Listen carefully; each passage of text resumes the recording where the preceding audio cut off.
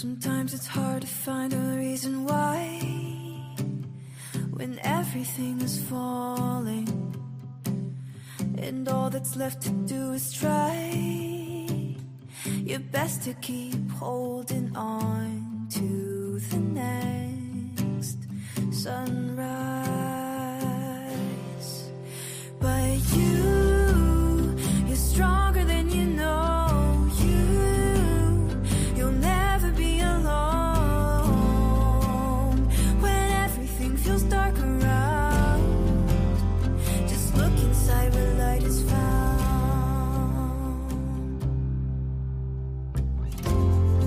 Sometimes a mountain means it's time to climb higher than you've been before. So hold on tight and close your eyes.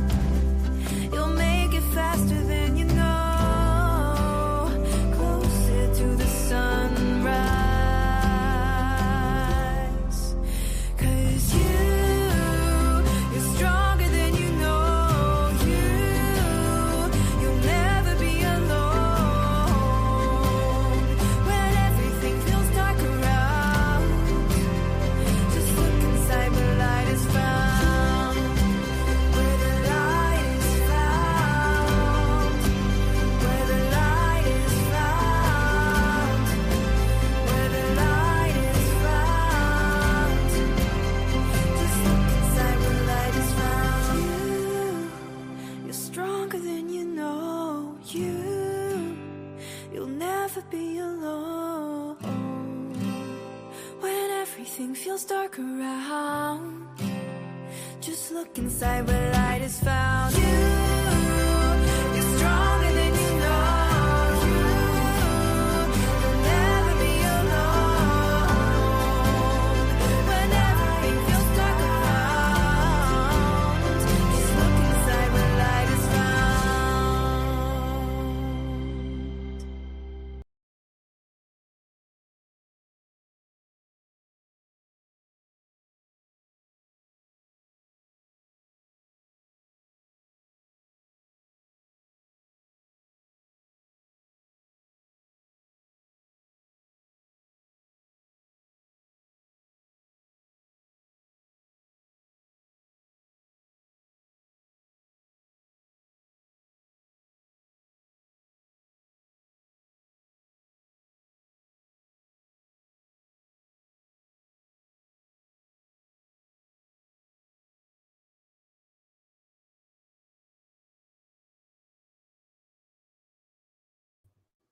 Can you hear me now?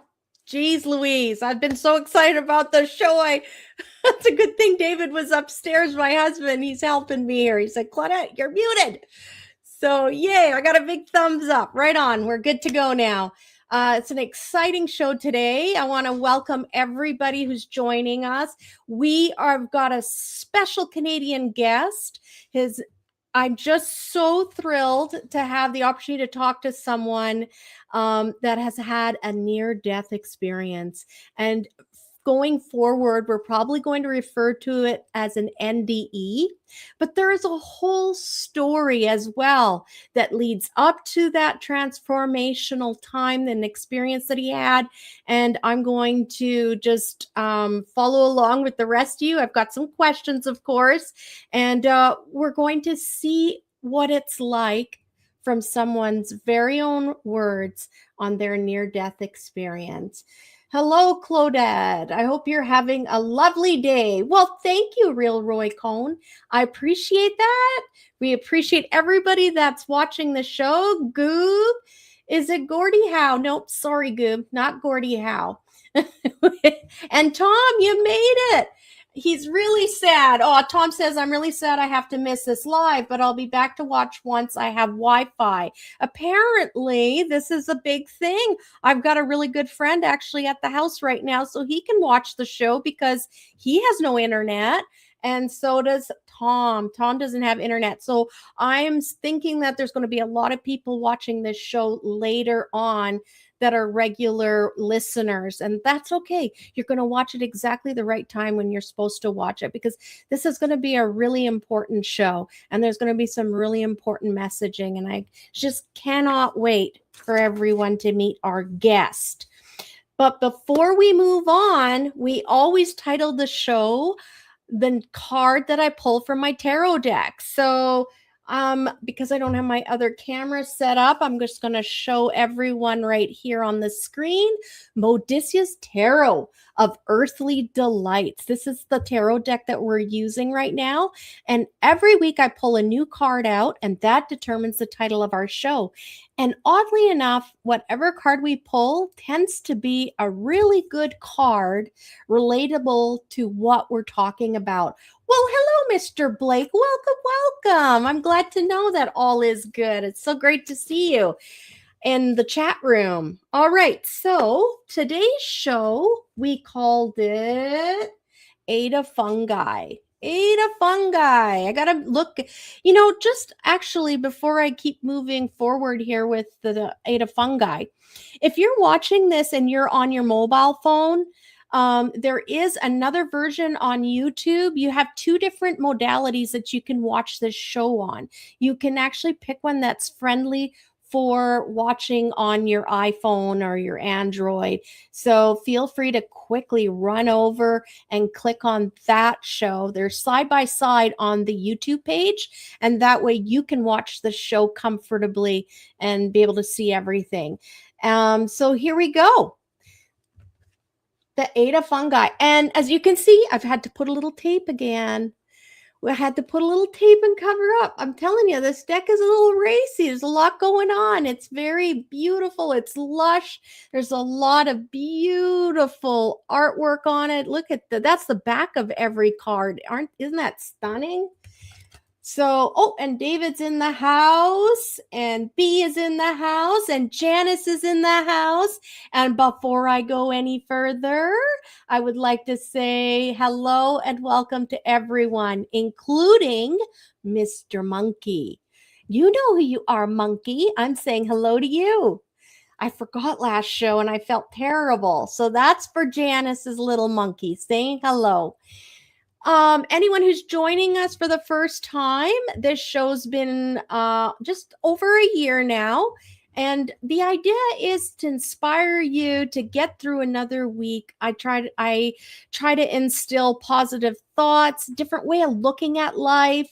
And I'm a clinically trained hypnotherapist. So I like to help people with ways to get out of their ruts, get their lives going back into their life's purpose, because guess what? You're here for a very important reason. This wasn't a random stork dropped you and here you are, and what a shitty place in existence this is. You came here because you had things you wanted to accomplish. So if sometimes people find that a hypnotherapy session is wonderful for that. Helps you get out of your logical brain, and we can find out exactly why you're here. Oh, so Monkey smiling from ear to ear. Smile. There we go. So let's find out what this Fungi is about. Unfortunately, you're going to hear the girls. They're playing. They're getting frisky. I'm sorry about that. A little bit of chaos here tonight.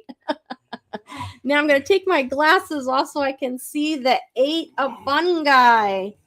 Normally I have it so you can look at it, but I don't know how to do that without... Oh, hang on a minute. I think we did this last time, didn't we? I tucked it over here. I see like this, and then you can see it too. Look at that, guys. Oh, my mobile people can't though. Okay. Hopefully that works for everyone. It's the best I can do with my camera not working. And then I'm going to look over here in my... This is the size of book you get with this deck. It's really nice. It's nice and big. And the illustrations are all color in the book, every page. So let's find out Fungi. I got all kinds of stuff happening here. It's a little a little distracting, but the conversation later won't be distracting. So there you go. Does Sophie need to say hello? Is that what's going on? Let's look. This picture's a bit racy, like I said. And I feel like, my gosh, we had to cover some boobies, and we've got all these heads, these torsos. I almost feel like it's very chaotic, this picture. And then you have this guy.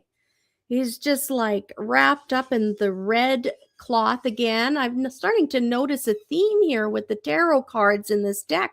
They like to use the red cloth, and the red cloth symbolizes royalty, divine, like they are divinely chosen. And the funny thing, of course, with the fungi, he's got a mushroom in his hand, and he's looking like he's got a whole picture here, a diagram almost of different mushrooms, other fungi in there. I almost feel like this guy, if I were to look at this picture, I feel like he's a collector, the eight of fungi. And I feel as though he's consumed a lot. Like if I were to look at the background of this card, it's showing me like it seems like he's a dissatisfied person, like, or yeah, he's a dissatisfied person. He's looking for something, and he has all these trophies. He's learning and seeking, but there's also this dissatisfaction, I feel like, with him. But I'm really excited to read what the creators of this deck, and let me look. It's Caroline Kenner. She's the author, and Paula Millett was the creator and the artist of this deck. And as you know, and anyone watching for the first time, I will always post links to anything I talk about that you can refer back to later. So like this deck on the YouTube, when you click on details, you'll be able to see everything, like a link on how to get your own very own deck. Okay. And any websites we go to, there'll be links for you. That's after the show. I'll put those all in for you. So let's look at what they say here. The eight of fungi. In an artist's studio where one wall is lined with plaster casts of dismembered sculptures, we see torsos, hands, faces, and a foot or two. An oil painting in progress rests on an easel. Oh, I totally missed that. Where's the easel? It's just very much in the background there. The artist has just paused to look up while sketching some colorful mushrooms. They appear to be a self-created manifestation of their own art, with the body of Apollo and the head of Venus. Okay, so this is just such a crazy card. It's so busy. The interpretation of this card says you have mastered your craft. You are at one with your art. Your life and your life's work are deeply felt expressions of your individuality. You yourself are your own most profound creation. Oh my gosh, isn't that beautiful? You know, now that they've given us a definition of this card, I can't help but hear the message in my mind that says all these parts of you make the whole. And all those parts, even the ones that we feel aren't so nice or aren't so pretty, they create the whole. And they create your uniqueness and your beauty and what you're meant to be in this world. So I love that. I love that. We are our own muse. I love that. We are our own creators. This is a beautiful message, actually, for what we're going to be talking about later. And I just love this. I feel like this is close to even what I was discussing with our guests before we came on the air. So this is gorgeous. Makes me think of something we just talked about. So if you were to pull this card in the upright, because we don't do the reverse here. I mean, not that I'm opposed to it, but I prefer just to do the upright messaging in the show. Well-earned accolades, productivity, highly developed skills, drive, and dedication.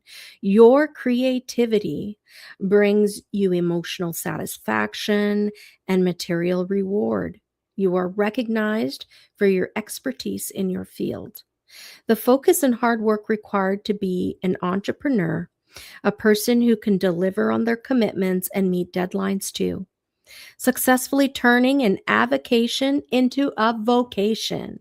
More than a master of your craft, you've sculpted your own self, your persona, as subtly and beautifully as any of your other artworks. You know, when I hear that, it kind of makes me think a little bit emotional about how so many of us don't love ourselves, right? We only concentrate on the imperfections and we think we're less worthy of. And yet, in the eyes of the Creator, we are absolutely beautiful and precious. Beautiful as any of your other artworks. Think about that. If you're an artist listening to this right now, I'm sure you look at some of your pieces and you admire them and you just think, wow, like that is so beautiful. I'm so proud of that. Think about Creator. This is so gorgeous. I love how this is coming all around as I say this, because think about Creator, who created all this. Maybe not even a who is the right word to use there, but they created us and they're proud of us. They love us and they see us as beautiful and precious. And I think if there was one key thing to walk away from today is that you are loved, you are important, and your uniqueness is meant to be unique. You need to shine bright like a diamond. So let's look at some of the symbolism in the card, and then we are going to be off, do a little bit of housekeeping and get right into our interview here with Gordon. So the artwork on this card represents creativity manifested. The head of Venus represents the Roman goddess of love, beauty, desire, and prosperity. The body of Apollo, the Greek god of music, healing, enlightenment, and light. Well, I think we're going to all receive some enlightenment today. And the painting in progress, it's the Queen of Fungi. Oh my gosh, I didn't even have time to mute the mic. That just snuck right up. Apologize, guys. So I think this had a lot of wonderful wisdom to share with us. I'm going to move it to my little table over here beside my beautiful orchid that my friend gifted me with. I think that was my retirement gift from him. Okay, there we go. So I'm going to grab up my notes here, and I'm blind. I'm blind right now. I can't even read the comments, and I know you guys are having fun in there. Oh, Oceana Brenda Lee. Welcome, girl. She's my old neighbor. Not that you're old. And Kathy is here. Your banner is in the way. I am not sure what to do about that. Let me see if I can go like this and tilt my screen more. Ooh, I think that's much better. Hey? All right. And happy Wednesday, Rhonda. Yes. So great to see you, Rhonda Bottle. I think we're all in here now. It's okay. Don't worry. Well, thank you, Blake. Thanks. I appreciate that. Now, I've got to get into my media assets here. Notes, actually. Because there's some housekeeping, as they say. Things I don't want to forget. We need to pay homage and say thank you to our spirit moderator, Grace Walsh, my mama figure, my mother. I was blessed enough to have another woman in my life that was like a mother figure to me, incredibly important in the young years when I was raising my babies and I was still a baby myself. And she's very special to me. And she said, Claudette, I'm never going to leave you.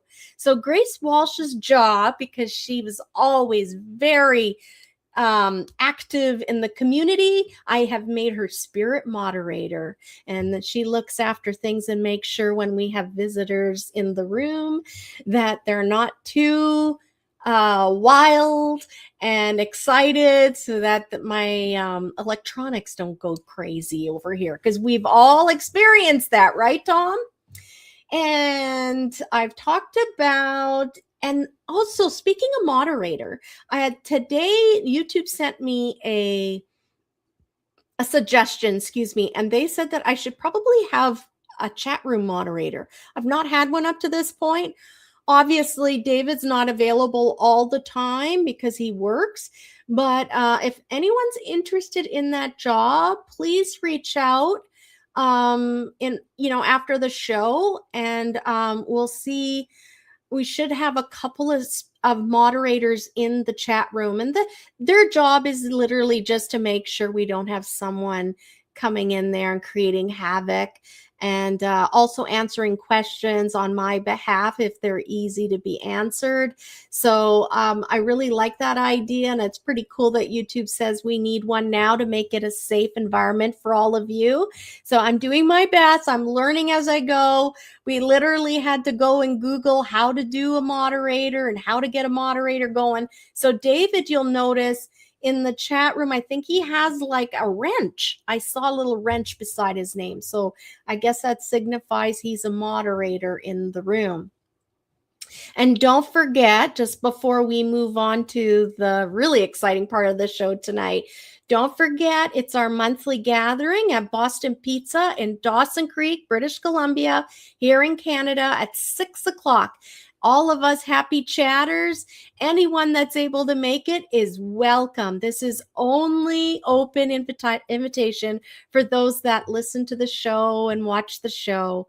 You're responsible for your own meal, but the conversation is free, as I say, and we have great conversations. Sometimes I bring my decks, or I'll have a fun surprise for you. I've actually got something cooking up. It won't be in time for this one, but probably the next dinner. So not to forget, next week, we did it on a Monday only because our good loyal friend Corey from Calgary is up visiting. And so she'll be able to partake in our monthly gathering. So that'll be really exciting. Boston Pizza, 6 o'clock. Everyone's invited.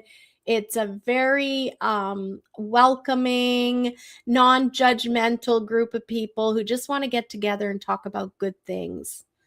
So we've done that. Now, before I introduce our next guest, I want to read you an introduction that Mr. Gordon sent to me. So Gordon Fiddler is our guest, and so this is what I have here. He is a proud member of the Lake Manitoba First Nation and Treaty 2 territory, currently living in Calgary. So Corey, and that's so funny. We're having a dinner, especially on the day Monday, so she can join us, and she's from Calgary. Gordon is a survivor of the 60s scoop and day school, who went on to spend years inside the penitentiary system from 1997 to 2004 before finding sobriety. His sobriety date is proudly September 5th, 2000. Recovery and a beautiful family life with his fiancée, Marianne, and his resilient daughter. But on May 13th, 2025, Gordon's journey took a cosmic turn. I love that wording, cosmic turn. During major open heart surgery under Dr. William Kent, his official medical records prove he spent a staggering 126 minutes. 126 minutes on a bypass machine with an arrested heart. While his body was stopped, Gordon was wide awake on the other side, experiencing a profound, unfiltered life review that completely transformed who he is today. He's here to share his incredible story of survival, the afterlife, and true healing. So, Gordon, I'm so excited to have you on the show. So we're going to bring you on the screen. Here we go. Add to stage, and let's do it. Hello. Welcome. So I Just to can't. show you a Oh, scar from the surgery. he's just gonna lay it right out there, and that kind of makes me think of that card we were talking about, right? All of the parts of us that make us who we are. Mm-hmm. Yeah. So Gordon, I guess we should have a little bit of history about you before, like who you were before this profound experience happened to you. You talk about like being a part of the 60s scoop, and I think there's still a lot of people that don't even know that happened. Like, can you give us a brief explanation of, like, from your viewpoint, what that was and what happened? Some of the people that must have heard of the name Gary McLean. He was the man behind the day school settlement. That was my uncle, my biological uncle. He's the one that actually took me away from the um, drugs and alcohol and the atmosphere and back in 76, 77, when I was just 3, 4 years old. And I didn't Wow. see my family until about 16 years old, 1989. So for 12 years, I didn't see my family. I often wondered who I was, what I was doing. I felt alienated going through school, like a so-called, like people should say white, I say Caucasian system, right? Not the Yeah. racial thing, right? So um, they meant they pretty sure they meant well. I mean, look at stories from the past, how they would say concepts of the native people be the so-called savages. We need to socialize them and all that stuff. And I've been told not to talk my language with like gibberish and all that stuff. And I was basically I'm a Ojibwe descent, and I had been I was a I spoke Ojibwe lots as a kid, but over time I lost the language. I went to Gimli, Fraserwood, into Winnipeg, and it's adopted to a family in Salford. So got adopted with them in 1982. We moved from Selkirk to Dauphin, Manitoba. Then we ended up to Garden Hill, Island Lake, Manitoba. I was with that family. They were treaty to Garden Hill, Island Lake. So I went under them, and I didn't even know that Garden Hill School was actually the day school that they were there for 2 years. So um, I had been the other time I was going through some issues with reacting to people either being bullying me, and I stood up.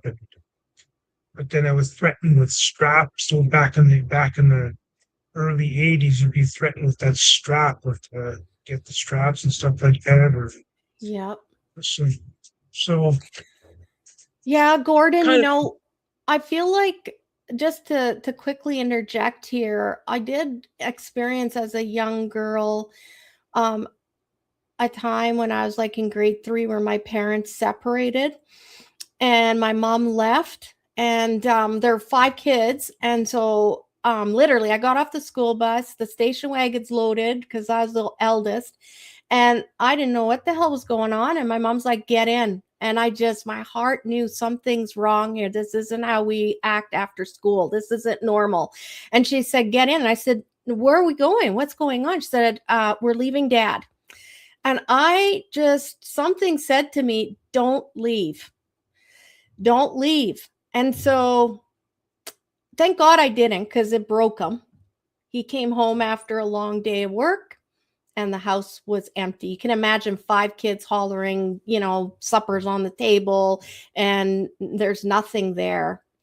And I witnessed a man, just lost and weeping, but I remember how I felt different. All of a sudden, I felt less worthy. And, I knew people were talking.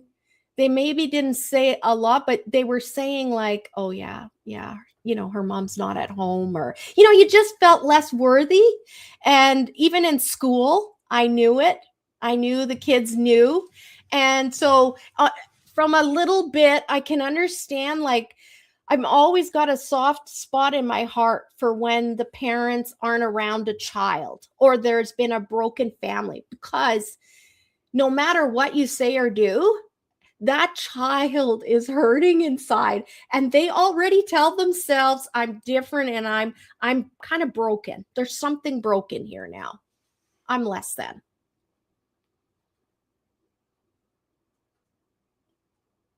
You agree with that, eh? I forgive my parents today. I mean, they knew not what they Of do. course. Yes. And that's the Yeah. beauty of your experience. I think and everybody has their own path, right? But I just am so free from it, because I can look at them as human beings, and everybody is doing the very best they can according to the tools in their tool belt, is what I say. And so this isn't about blaming, but it's more about just knowing what it does inside here, right? And we do feel different. Yeah. So One thank thing you I for noticed, yeah, No, go one thing ahead, I Gordon. did, one thing I did notice, and it's the big thing. If you want to overcome forgiveness, the best thing I can describe was when I went through my life review. I know everybody, every single soul on this earth is going to go through it. So I realized, okay, there's no need for me to issue justice or any kind of punishment whatsoever. They're going to face their own punishment, just like I had to. And they're going to Yes. believe me, that I don't wish that on my worst enemy. Now I understand it. So I now feel the peace. And I look at them as if they were actors. We're playing a show in the movie, and they were Yes. being my antagonists, right? And so now I can just shake their hand. We're off the screen now. We're going to go to the next life. We're going to be able to say, "Hey, thank you for helping me in this situation, in that situation. I didn't see it when I was alive in the physical form. I thought that you were just being a prick to me or whatever, or being Yeah. abusive." And yeah, but you get the universal knowledge to it from here. I love that, Gordon. I love that you said it. And I'm sure we're going to touch a little bit more on that later on as we go through your story. But I totally, when people are coming for a hypnotherapy session and they start wanting to blame other people for the things, and I really want to explain to them, you're in a meat sack. Your soul is sentient.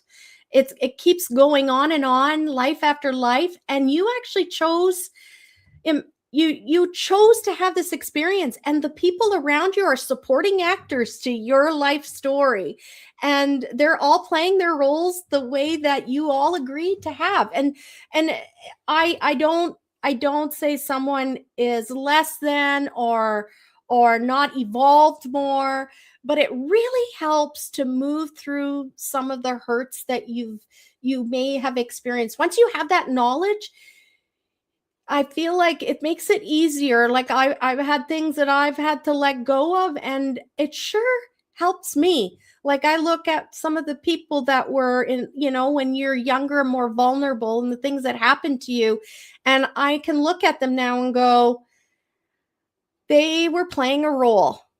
And it was up to me what I did in that situation. I somehow asked for that to happen because I wanted to have this experience in order to see what I would do in it. Am I capable of rising up and being a champion in this situation?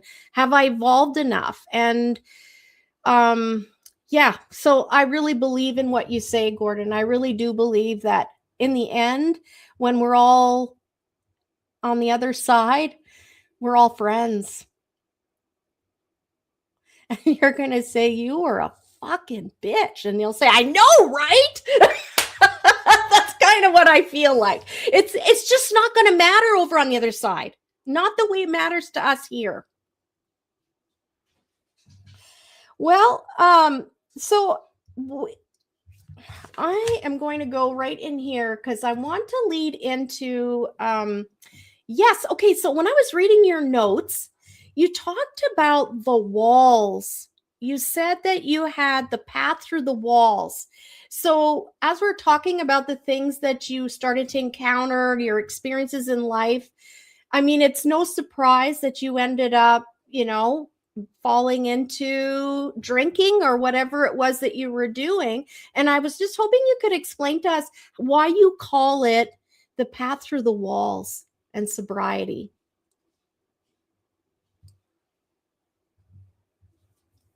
When I think where my mind was at with the passing through the walls of sobriety and stuff like that, like in the rooms of AA or the rooms inside like I got my firm grip of sobriety when I was in with Saskatchewan Penitentiary back in 2000. It was I feel it was probably my fourth go around with this sobriety deal because I had tried sobriety in '93 in Toronto, went up to 11 and a half months, and I tried 14 months in 1995, 96, and Wow. then 1997 to 92, 1997 to 1999. And then each time I went and I relapsed, it got worse and worse and worse until I finally had my final kick at the cat type of thing. And I got through the 12 steps of recovery with the help of a sponsor, a lifer. A guy took me through the 12 steps as designed in Big Book. And I was eager. I was really ready for the change. And I remember I did my step 5 4 days before I got my sentence. And it gave me a total of 8 years and 10 months. That's a long time when you're 28 years old. 8 years, 10 months is a long time. And it makes you think. Yeah. And that was my journey. Yeah. And you So were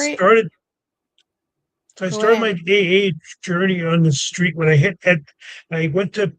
got a role. I was in role in Edmonton Stan Daniels Healing Center, Section 84, parole to an Aboriginal community. I was out in Hopeema to that minimum security place, and I started the journey through that Search of the Warrior program and a few other stuff. And I had to adjust. I mean, when I finally left the Stan Daniels Healing Center in 2004, I've been in custody, in any form of custody for about 10 and a half years. So I That's had a long to adjust. time.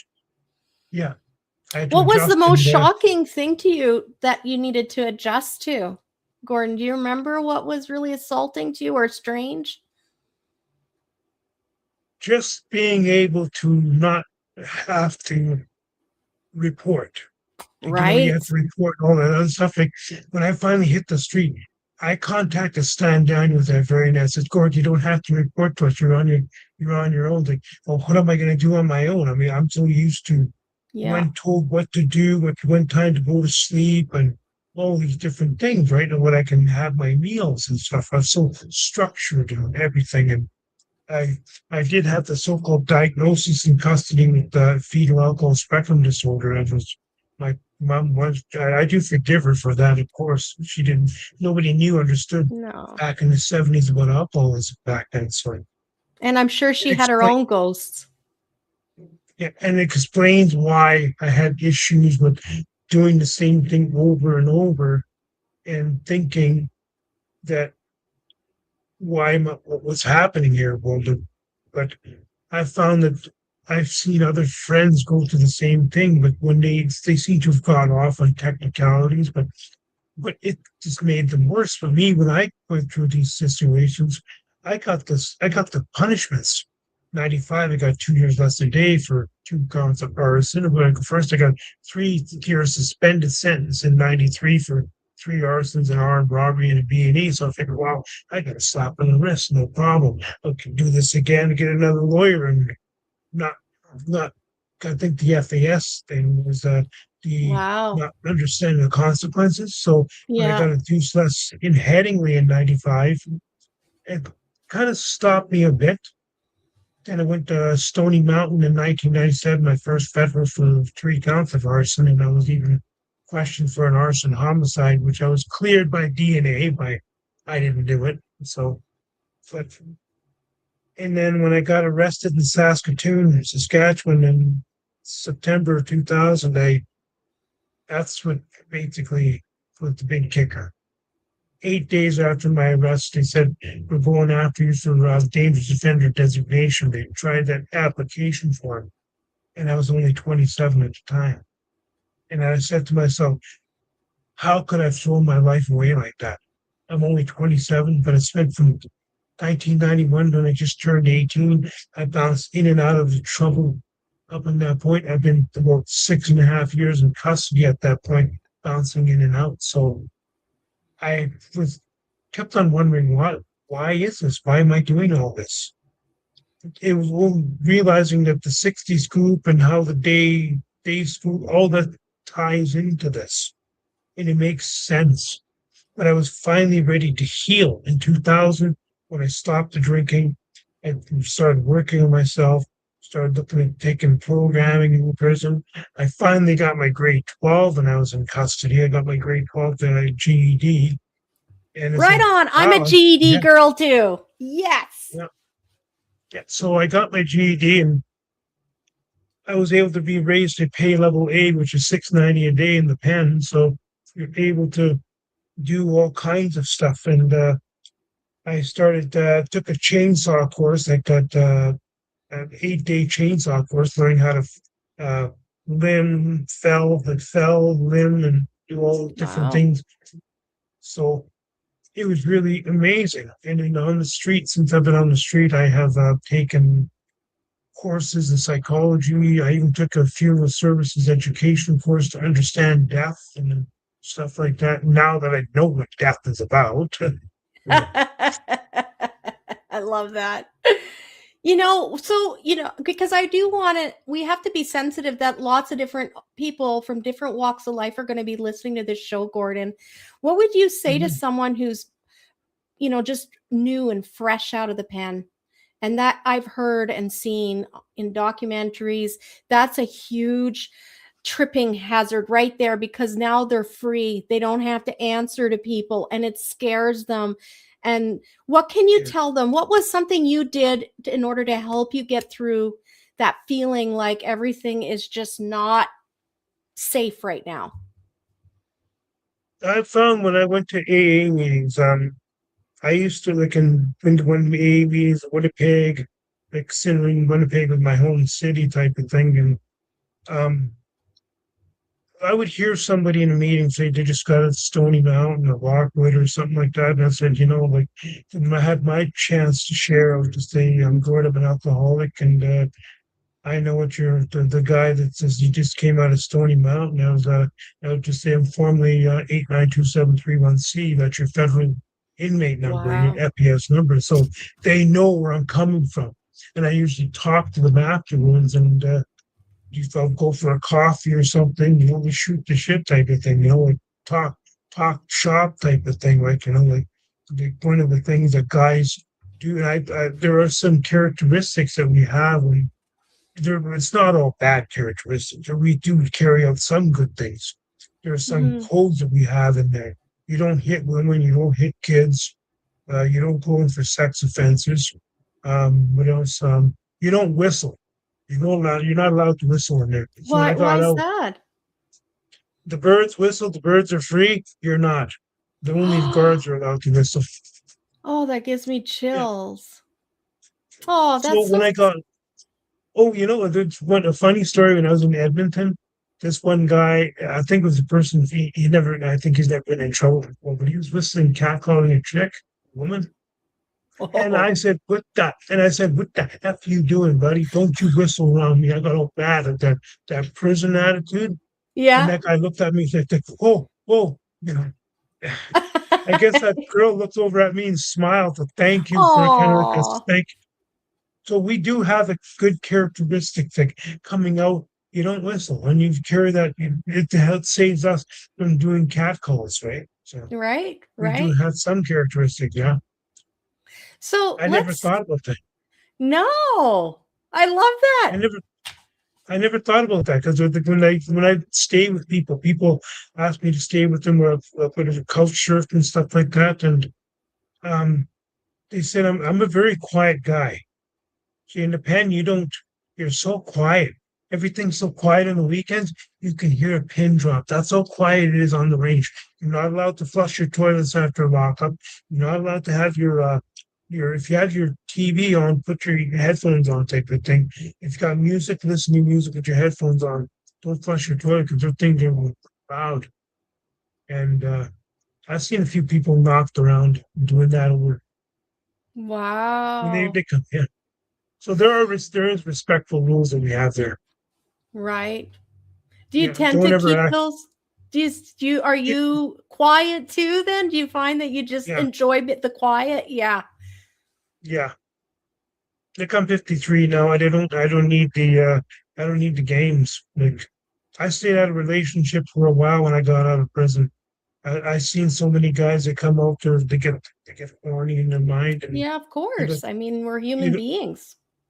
yeah, but the thing is, a guy coming out of the joint, I don't, in a sense, I sometimes I won't recommend, but I did go to whatever they call massage parlors. Oh yeah. It helped me Yeah. get out of my system. That's what the sponsor told me. Get it out of your system.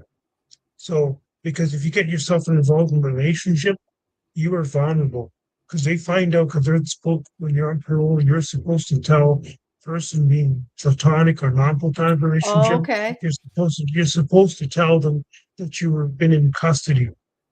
And that's hard for a guy. Like you don't want to tell them right away you've been. It's like opening.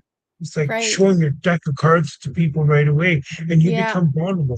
How many guys have I seen get out, and then before I go back to Stan Daniels, they're in handcuffs and they're being led up by the Edmonton police because they've been accused of doing something they didn't do. Wow. You're vulnerable. So I Right. stayed out of Yes. relationships. I never thought of that. That's right. Okay. Well, I want to talk about, let's get to the near death experience. So, Mm, so you got sick. Something led you to this 126 minutes of cardiac arrest. Can you give a little brief like story to get us to that timeline? yeah, I think a lot of the stuff started. Could have been well, the main stuff started happening around the summer of 2024. My roommate here had seen me lose a lot of weight fast. Because of about 225 pounds, I went down to about, by the time I was in the hospital, I was about 165 pounds. I lost a Oh, lot of weight. You can see by and that that's picture that's maybe. lean on a Yeah, guy. Yeah. yeah. And I was wondering what was going on. Like, well, I thought maybe it's my medication or anything like that. And then I I had a situation. I had to go. Um, I had to go state that if some of you, like people listening there that have been in Calgary, I had to stay at the DI there in the January 2024 or 2025. Yeah, 2025. There's people that were sick in there. I started hacking and coughing like crazy. And said something is wrong. My body saying something is wrong. I need to go in now. So I went to the Rocky View Hospital. They said I had something called bronchial pneumonia. They checked for COVID-19, anything for COVID-19. I was cleared. I took the double shot and the five other booster shots. So I didn't have that situation. I wasn't scared. I wasn't scared of the conspiracies behind it or anything. Like I took those shots and I believe that I didn't have the COVID-19, but I had bronchial pneumonia. I was on isolation for 6 days up on the ninth floor at the Rocky View there. And I pulled through. Thank God I pulled through because I heard that pneumonia can kill. But I Yes. believe I pulled through. It wasn't my time, obviously. Yeah. So I was able to collect all kinds of different stuff in the hospital, the food, all the different condiments I collected.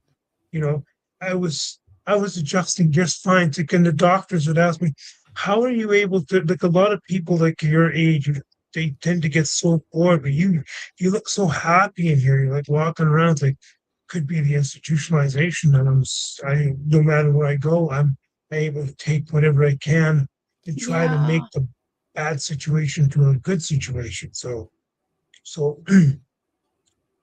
I had a lot of blood tests done, a colonoscopy done, and stuff like endocardiograms done, MRIs done. Like I felt like a guinea pig, put it that way.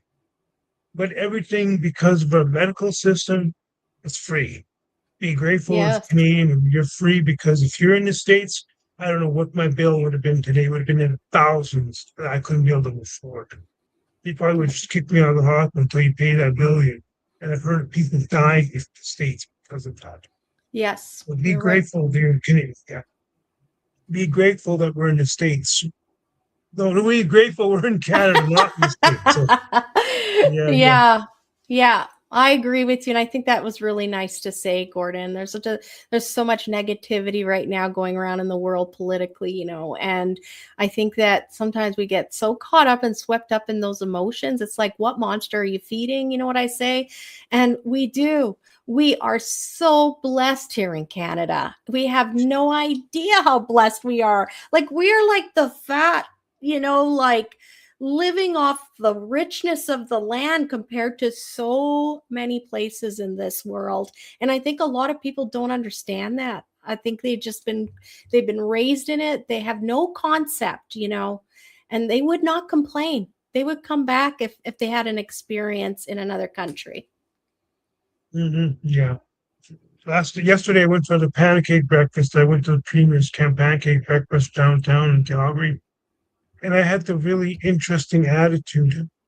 I saw protesters, of course, I don't like the idea that this person's doing what they're doing and everything, but I put the political biasnesses aside. We're here for an event. This is a Calgary Stampede. Enjoy yourself. Have a breakfast. This is not the time to protest. So I walked up. Ontario Premier Doug Ford was serving me scrambled eggs. I shook his hand. Thank you, sir. And I said I've lived in Ontario. Then I shook Daniel Smith's hand. So it's like, I know people may not like you, but I put my political differences aside, and I said I wish you the best of luck in life and keep yourself safe. That's all. And I walked away, and I felt good about it. I felt like I don't like the idea that they're trying to do all this other stuff to try to separate Alberta and all, but I put that aside. In the end, we're all human beings, right? Yeah, exactly. Yeah. I love that, Gordon. I love that. Time and a place. Yeah, there's a time and a place for it, and there's a time and place not to do it. So, and I felt good I felt good when I walked away, knowing that I did that. And my girlfriend or my fiance I was actually had it on my Facebook, and I actually was video recording at the same time, wow. so she saw. So she saw. Yeah, I was excited. Doug Ford, wow, yeah. So anyway, going back to the medical stuff, I left the hospital. I was only out of the hospital for 5 days, and then I got this frantic call from my mom. She called me from Manitoba. I said, Gord, you need to get back to the hospital. There's something wrong with your heart. What? I didn't notice anything different about it. They say the heart is the last thing you'll figure out before you have a serious heart attack. People don't. You're in denial. It's one of the things that you're in big denial about it. Really? You don't think it's an issue. Yeah, because I didn't think it was an issue. But when I went to the hospital, back to the hospital, Rockview, they readmitted me, and then they put me on gentamicin for about 2 weeks. Then they did that. Then they had these doctors were talking about something about my arteries. There's some kind of vegetation on one of the arteries, and I had to do open heart surgery. Now, when I heard that, I was so scared, and I knowing I was going to have a ugly scar for the rest of my life. And another thing I wanted to say when I was during that time is I just sat down. A friend of mine came to see me, and she said, "What's happening?" I said, "I'm going back again." He said, "What?" "I'm going back to the other side again." He said, "And I told you I had 3 prior near-death experiences in 1975 when I was only a child. I had bronchial pneumonia back then. And then I had a 51 seconds cardiac arrest in Toronto, Ontario in 1994, alcohol-induced cardiac arrest. And that was 0.44 in the blood alcohol concentration, which the doctors told me at the Toronto General. And then in 2003, I had an anaphylactic reaction, possibly to shellfish or something, and I was gone for 94 seconds. I had 94-second flat time, and they brought me back. I don't remember anything other than waking up 2 days later, and then Okay. having little bits of memories. So this time when they stopped the heart, I think I thought it was. So at first my reaction was, "What am I doing here? I'm supposed to be in the operating. I'm supposed to be being operated on. I'm in the operating room, and I'm not supposed to be in there because I'm not a doctor.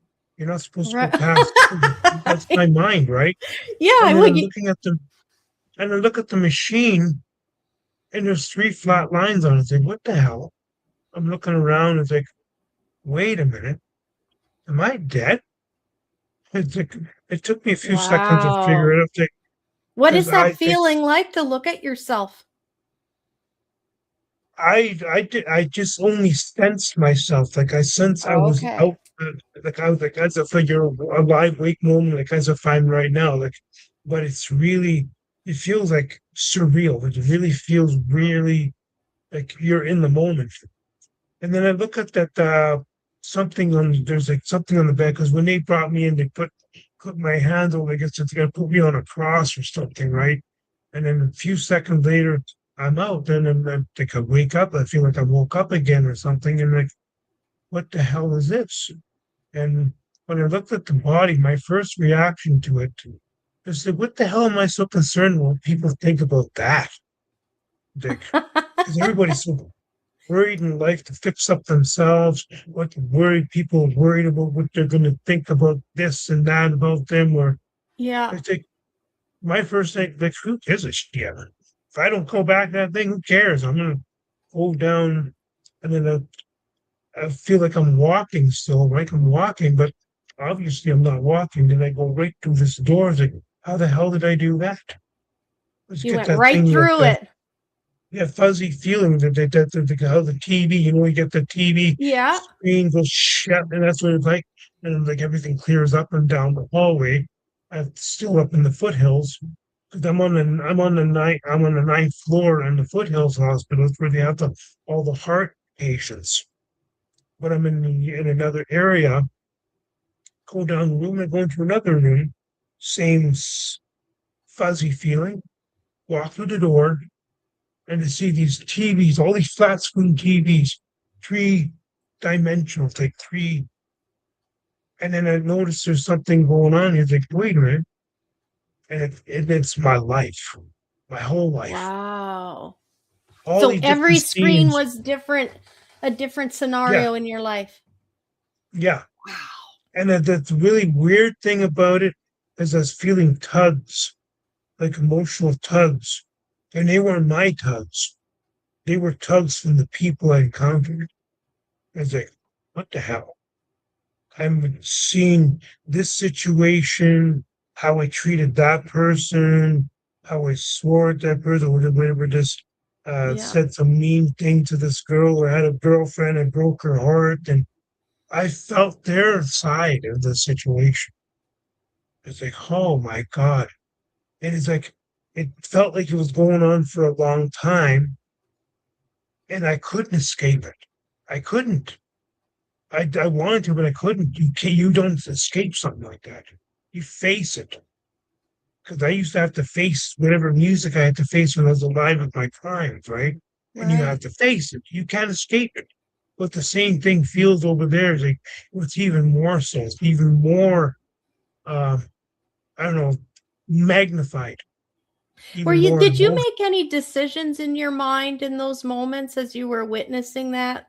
Were you thinking in your mind, like, I want to make things right, or I'm going to, yeah. I was curious how you feel about that. Oh, we're here for you, Gordon. You're teaching us. You never escape it. Your pain, especially the people you love, you hurt them. You get to feel that. You feel what they feel. Yeah. The harm you cause, even if you harmed animals, you feel it. It's 1,000 times.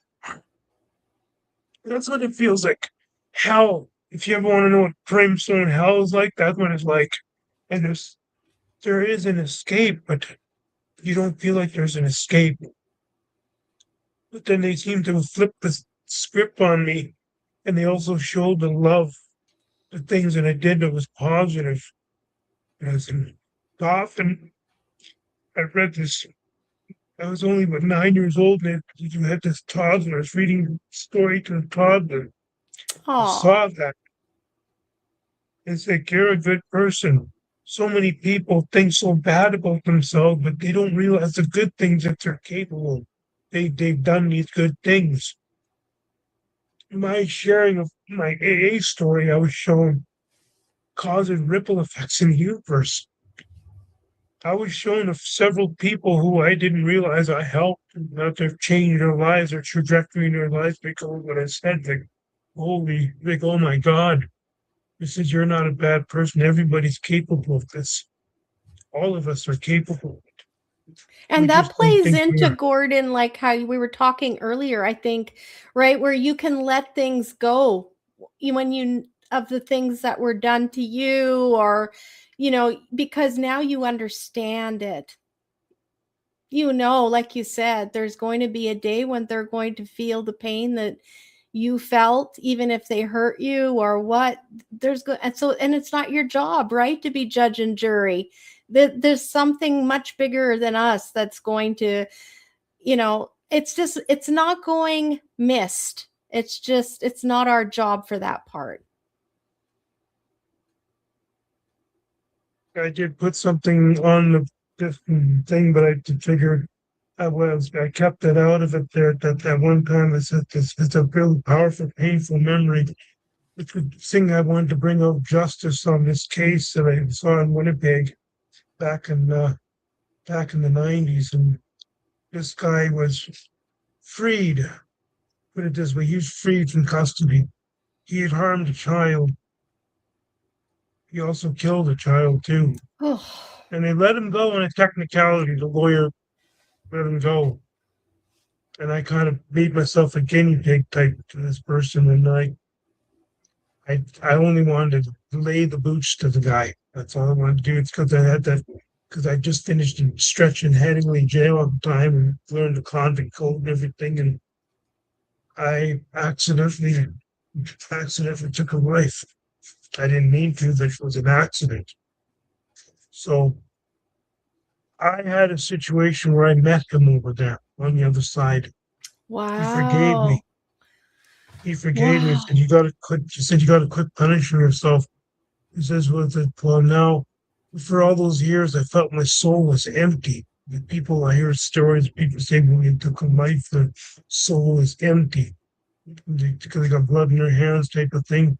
I was restored. I was restored of all that stuff. And I That's think intense. the creator gave me that guilt, that fear, so that I would never do something like that again. Because I lived in prison with many killers, and those killers, I mean, a lot of them do have regret. A lot of them have remorse. I mean, if they could change everything they could, they would. But there are also some of them that they cross over. They still live with the justification of what they did, and that's probably why they're still there. Right. You know. Right. And I That was must have been scared incredible. I was scared that I would ever end up down that road. They did that. I think that I mentioned in this thing. I put something about the the hair psychopathy checklist revised. To believe people do change. I had a PCLR score while I was in custody. We did the PCLR score, and mine was 25 out of 40. To be a true bona fide psychopath, you have to be between 30 to 40. And I had the 25. I You was were 5 away from close. getting, I was Wow. close. And But creator loves you. He's still right? Look at that. That's such a yeah, testament. yeah, last year I did a test online, and they had like 2 factor portions. On factor one is where you get all your emotion, your superficial, all these other things. I scored 0 out of the 20 on that one, but because of the the statistical facts, like had I been in trouble with the laws of youth? Yes. Had I breached probation, parole, and stuff? Yes, I did. All those different facts that I when I got the final score back, I was shocked. Got 10 out of 40. So I do believe people do change. They can change, and I believe it's a universal thing. The power of the Creator can give you, take those things from you. They can take the darkness. That's like a 15-point deduction. I think the only time it'll ever go zero is when I get a record suspension. Because when we get a record suspension, your record is cleared. Then I can answer 00000. And you can tell the audience that's possibly going to happen for you. Yeah, I passed all the tests that they requested. I think you can't have anything. You can't have been sentenced to 2 or more federal sentences. Like I had 2 federal sentences. They were the custodial sentences that you'd get. They can't be more than 3 years. So that 2 years in 97 to 99, 2 years, 10 months consecutive to 6 years, 2 provision, which is a total of an 8-year, 10-month sentence. Because that's how long you're in the system. The system looks after you for that time. So I asked him about that and says, no, you got the custodial 34 months. So that's under, it's 2 months shy of 3 years. So that's 2 separate sentences under 3 years. And you don't have any sex offenses. You don't have any extremely violent. You can't have aggravated assault. You can't have assault with a weapon or attempted murder on your record because the body is saying no to you anyway. So it's extreme violence. And you can't be violent, have any record of you can't have any record of being like assaulting a peace officer, resisting arrest. They might Right. that unkind. Yeah. Or terrorist or gang organization offenses or drug offenses. And another thing that shocked the hell out of me when they told me about this, theft is a big one that they may not even give you a pardon for. Really? Yeah. Like if you have more than 2 theft under 5,000 or whatever, you may not get your pardon because that's a trust issue, a big trust issue for them. Huh. That's what the Parole Board of Canada told me. Wow. Because I don't have any thefts on my record. I have 1 robbery. And then they looked at that robbery situation and said, you were an accomplice. You didn't have the weapon. Okay. So, and you've stayed out of trouble since that time. You have not caught any other offenses like that since 1992. So it's not like there was a consistent like thieving. Yeah. You know, okay. I want to touch. Oh, go ahead. What do you want to say?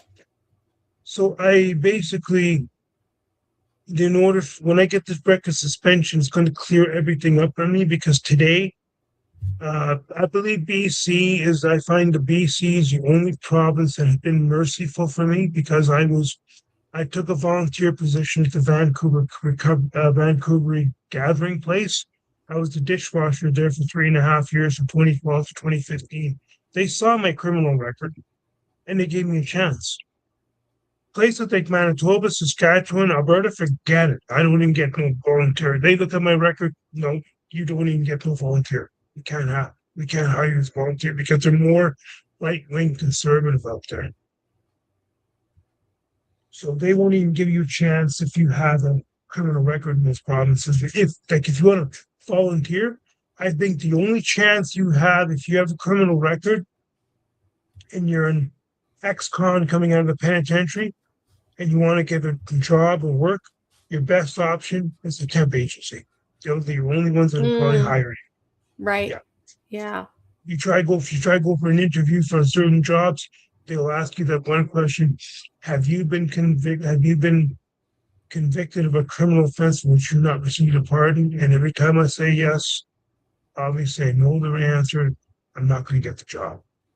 So I try to avoid interviews. I go to temp agencies. Oh, yeah. That's When the you hard part about it. Not. Yeah, for That's the sure. hard part of having a criminal record. Yeah. And I regret it. I sit back today and I regret it sometimes. Like, why did I fuck up like that? I could have just, I could have joined. If I could have got out of the Sea Cadets, which I was a petty officer second class when I left when I was 19. If I didn't get myself in trouble, I could have joined the Canadian Armed Forces. I could have been done down this path. But obviously, I You don't know know what what? the situation. You were supposed to go this path. Yeah. Because look where you are today. And you're going to help others. Yeah. When you talk about the meat sack, like, so I'm curious about, did you have a sensation when either when you left or when you, like they said, did they give you a choice about going in? Was there someone with you? Like when it came time to end that experience, how did that work that you came back into your body? And what did that feel like, the difference between being out of it and then going in? Well, when I was told that I had to come back, I was like, no, Who I want to told you stay that? here. Like, what did it look like? Like, I was it felt a, it was like a choir of voices that like oh, okay, I didn't see anything. Like I didn't gotcha. see anybody, but there was like just so much peace all around me. A sensation of peace. And Like home. when the calm, the peace, the brightness, like if you seen that brightness, it would basically could blind you with your normal physical eyes, but I wasn't blinded by anything. It's like, wow, everything's just so neat here. Why do Wow. I want to go back to that damn thing that I Yeah. was in there? But they did, but then it was like a choir of voices again said, go back and tell them that God is an energy source. So many people are caught up looking for the second coming of Jesus Christ or all that other nonsense. You don't need to wait for it because you can have it every day. It's in your own consciousness. You just go, and it's like, really? Holy crap! Are they? Why are they lying to us then? It's caused because it has to do with teaching. You have to learn certain things, and this world is a so-called. It's a 50-50.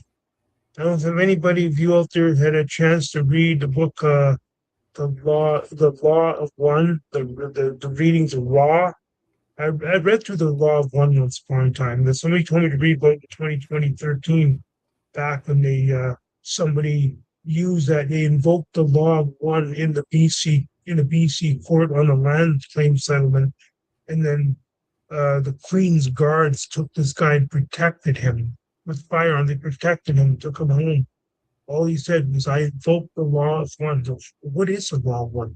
So I read about the law of one and how if you have the 50-50, everything is about 50-50. You can't have one without the other. And it can't be 100% this way or 100% that way. It's It's the balance. and it's like it's all this so-called I Duality. don't know, duality. Yes, duality. Everything is so duality here.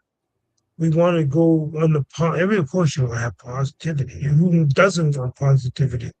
But you need to have the negativity as your teacher, not as a bad thing, but as a teacher. You don't see it in your life. You just think it's all this stuff is bad happening to me, and then suddenly and that's why I wrote something in here about not not checking out, because when you check out, you're gonna come back anyway. You're gonna have to face life as in maybe in a different meat suit, whatever you want to call it. But I just recently had a couple nephews kill themselves, so we had a lot of trauma. A lot of trauma in my family, but um, I know what it's like. I know what it feels like because I had that desperation too. I was ready to. I could have checked out in 2000 if I wanted to, because I was facing life. Like I had nothing. I feel I had nothing to So lose. to those that are secretly thinking about checking out, Gordon, what can you tell them from what you've learned? You've had an extraordinary experience. What can you tell them? I just tell them that life is all about learning. Um, but I feel for those folks who have checked out or contemplate checking out too early. Don't do it. You just delay your path and have to relearn all over again, not to mention the ripple emotional effect you leave behind. Remember the life review you will face, the Right? emotional anguish you'll experience from the perspective of the loved ones you left behind. I was shown before I came back, I was also shown that if I did choose to stay over here, Yeah. I was also shown what my daughter was going to go through, all my family was going to go through, what they were going to miss, what I was going to be able to, what the life I was going to be able to do and change people, help people. I wouldn't be able to do that. I said, well, I don't want to lose that opportunity. That's when they said, so go back and tell them that God's an energy source. And just like that, bang, I woke up. Like I look at the wall and there's a clock on the wall, one of the big clocks that's got the, the black numbers, you got the little red Yeah. numbers. It said 1 o'clock at 1300 hours. It's like, how can I be able to, how can I suddenly grasp that right away? It's like, this is amazing. And then I'm like, suddenly I swallow, but I have something down my throat, that damn tube down my throat. And then my hands are like tied to, what the hell? I'm not in custody. Like, they had my hands tied to the bed, to the thing, because they're worried I might go grab the thing and panic and Right. pull it out. Yeah. Yeah. And so I'm going like, they're choking, right? And then the doctor says, calm down, calm down. Okay, we'll pull this out. I only felt the pressure of them taking me out of my throat. And it's like, that wasn't so bad, but I didn't like the feeling. I No. didn't like the feeling of something down my throat, but they took it out of my throat. And then they told me I had a bag of intravenous fentanyl going through the thing. And I'm trying to I take a breath, trying to cough. Going, it was like, it was hard to cough. And they said they had deflated my lungs during the surgery. They deflated lungs so I can get to my heart. Wow. Pericardium. And I was like, oh my God. It was hard. I mean, that 6 days on ICU, I had a catheter in my, and like shit. Like, Literally. the nights the nights were the best time. Because sometimes I did, in a sense that I kind of wouldn't like to lie to them. I said, okay, my pain is about 7 or 8, even though it wasn't so, because I had the ability to block out pain sometimes. But I would say, because when they gave me a couple sleeping pills and hydromorphine, it's like I got knocked back out and I'm back there again. I'm back I've over on the other side, learning more things. Wow. Yeah, yeah, So it was, yeah. sleeping in the ICU. Then they had to get me before I end up leaving the ICU. I had to go and walk around the damn nursing station. I had to walk around 3 times each time to walk around to get me back going again, get me walking steps and stuff like that. So how many steps do you have at home? About 2 or 3 flights. Then they've got me and teach me how to do Oh, okay. yeah. Yeah, that makes sense. Yeah, so glad when I finally got to leave home, but it was been a hard battle for the first year because I went through a lot of fatigue. I wanted to work, but there's sometimes during the day the fatigue would just hit me, and I gotta sleep. I don't care if I sleep right here. I'm gonna sleep. Yeah. Yeah. And It's that was your body recovering. It was still in recovery.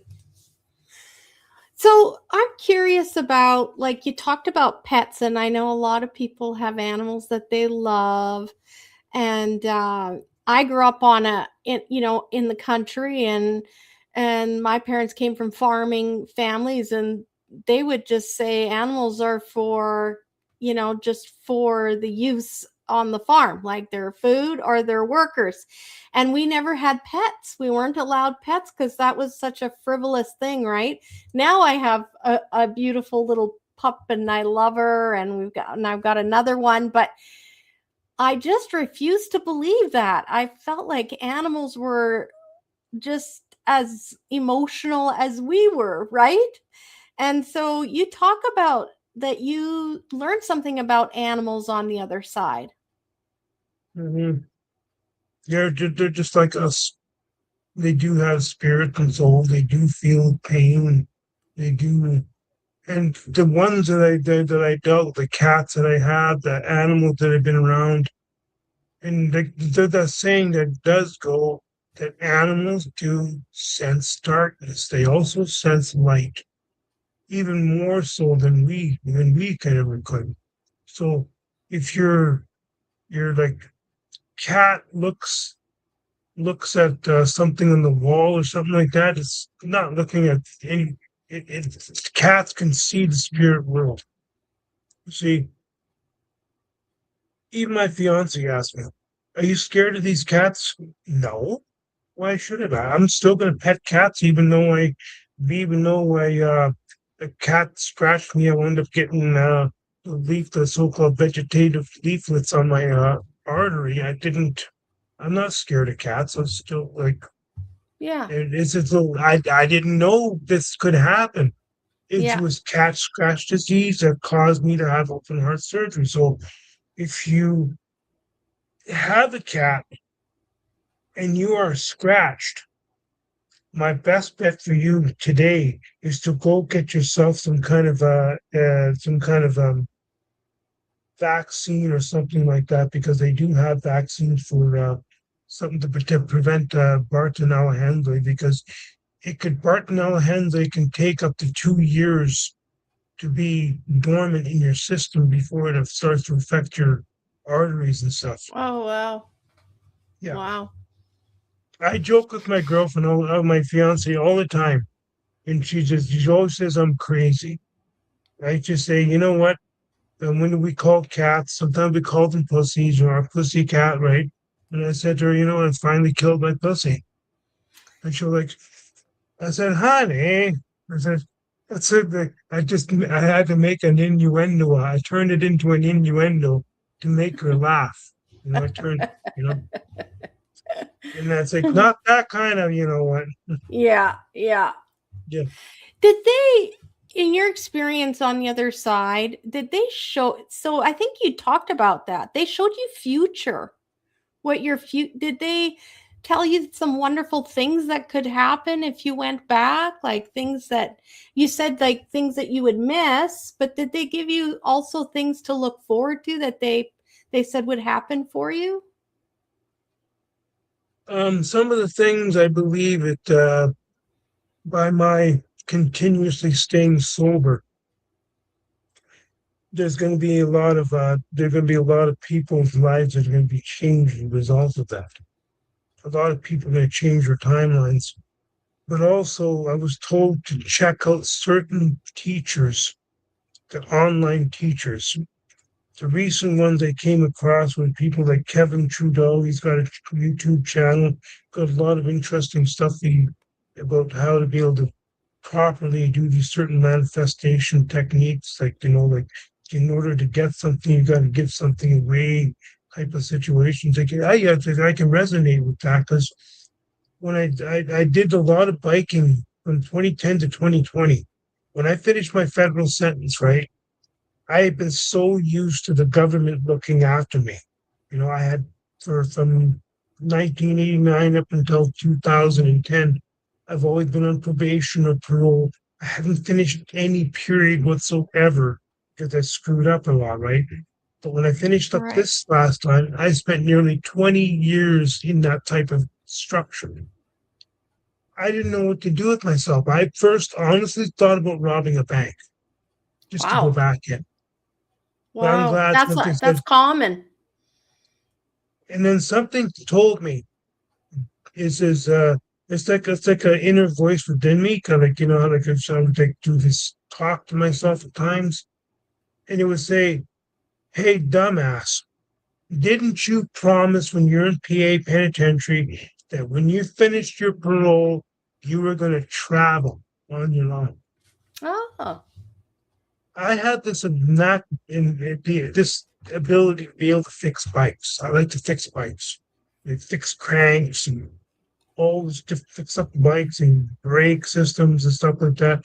And me and a friend of mine, his name is Kelly, we were in Edmonton. My last day to stay at the Herb Jameson was up, and they only had a 3 month time period. So on the week before, the weekend before the Victoria Day long weekend of 2010, I took my bike. I had an 815 speed bike.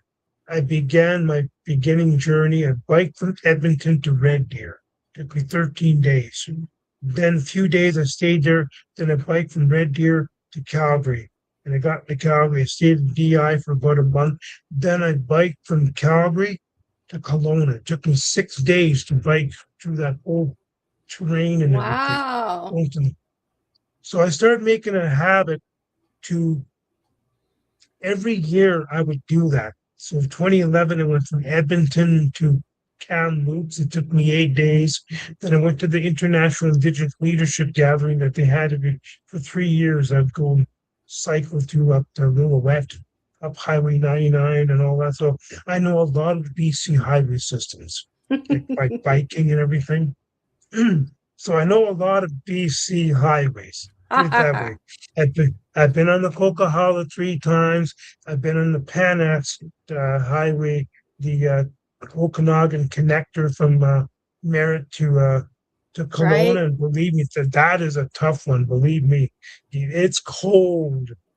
I was wearing summer Wow. clothing I was wearing summer clothing in 2014, and I was like, "What the hell?"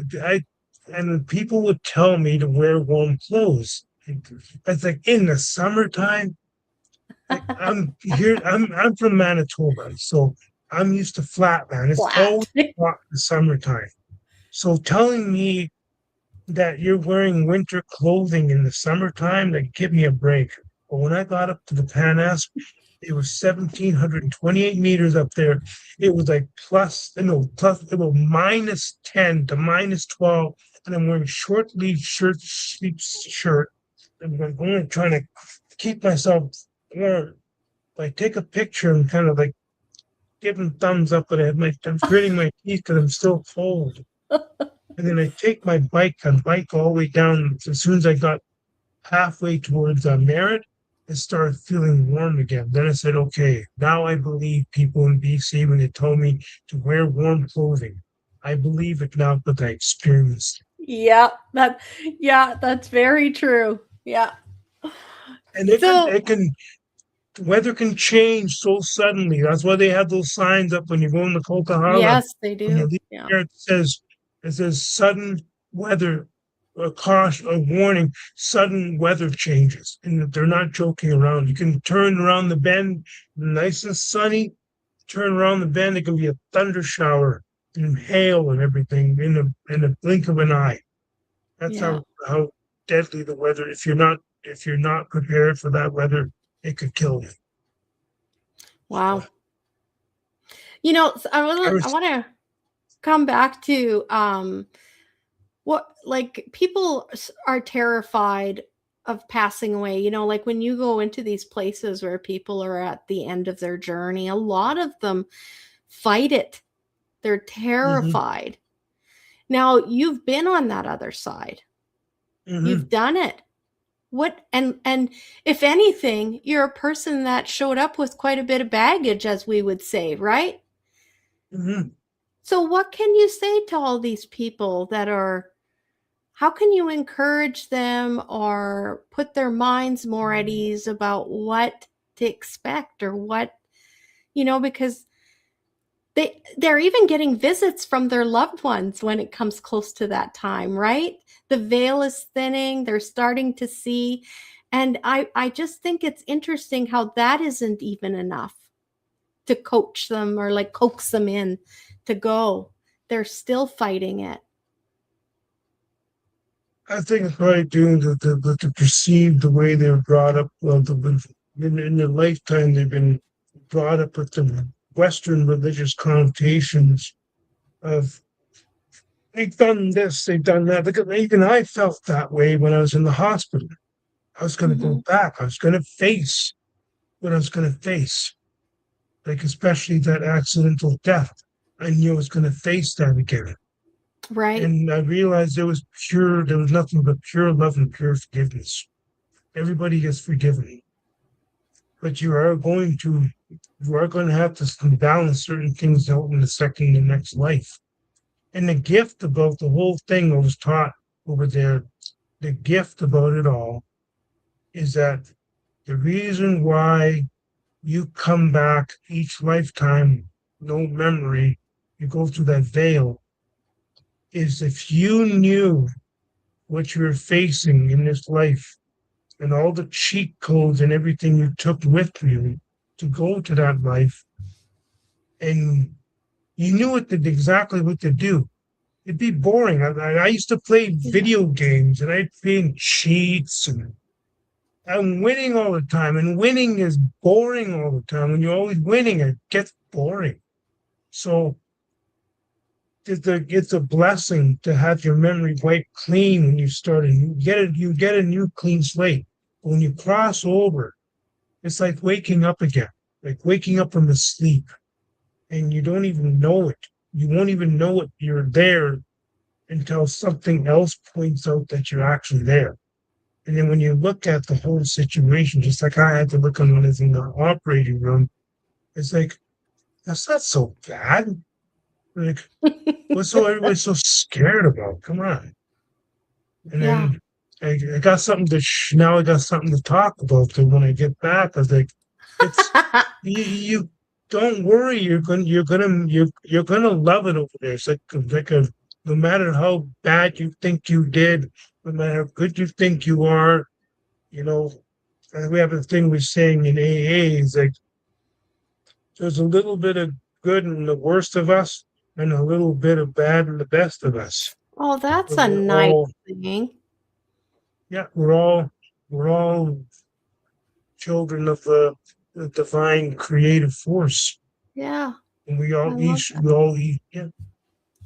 I love that. That's what I love about AA. AA is talking a lot of things. Oh, never apologize. Okay, so this pure love that you felt, we were talking a little bit about it before the show started. And I know when I'm on my show, I'm often trying to impart and communicate to the audience, like, this is a love that, like, when you hold a baby or a brand new little puppy, and that innocence, like and you're like, I don't know how to put it in words. I feel like I have an idea what it is. And I want people to really, maybe you can explain how you feel that love is. But again, there is room for everyone. We're all going to go to the same place. My mansion has many rooms, as I like to say, and there are many ways to get there. There's not just one right way. And I feel like we are so precious. They love us. What is that love like? Acceptance. Acceptance. Most pure acceptance you can possibly ever imagine. It makes you want to cry. It's so pure. No matter what you've done, no matter who you harmed, no matter what life you took, it's pure. It's so. It's like they take you back to point zero, like when you're a baby.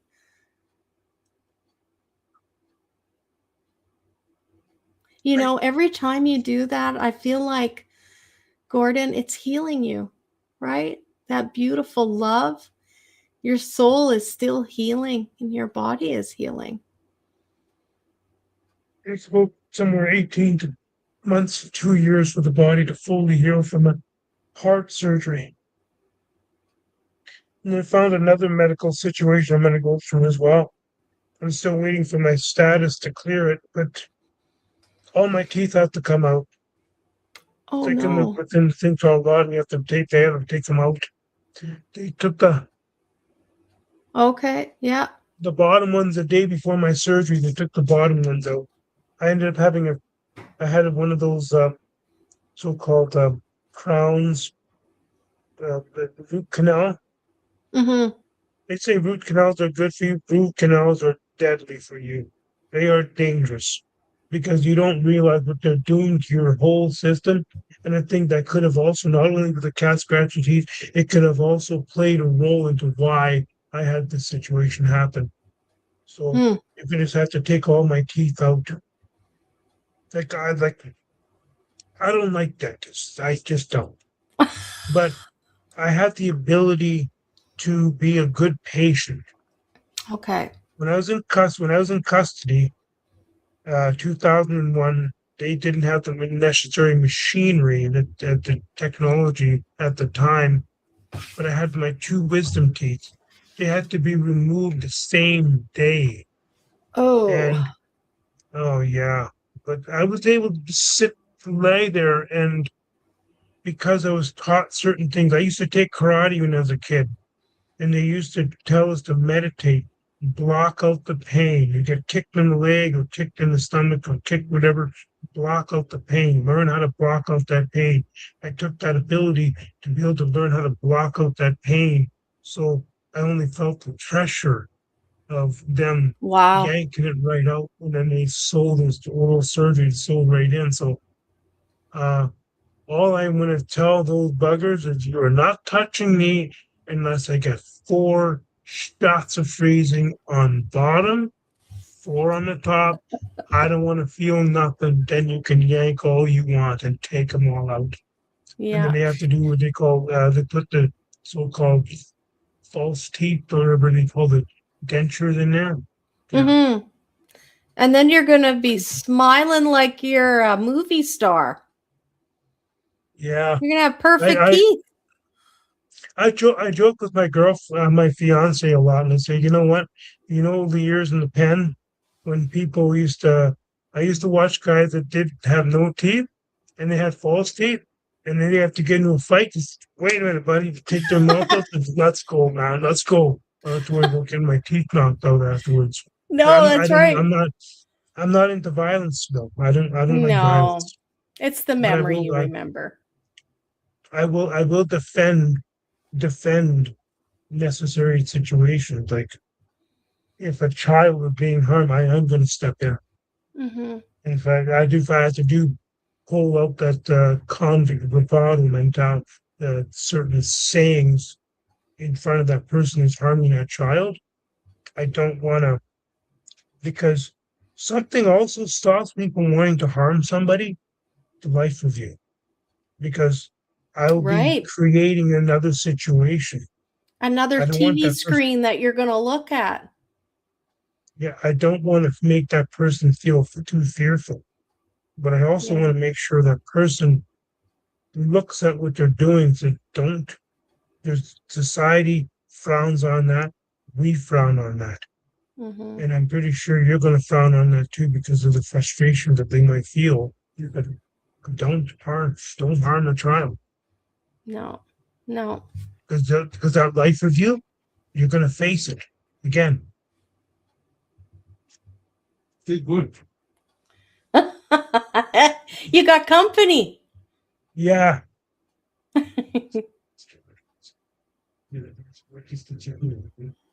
Hold on. Are you gotta go, Yeah, Gordon? no. He just asked me something. Okay. I said to you when we were chatting, man, Gordon, you could write a book. And then you said I did. Did you want to tell I the did. audience about that?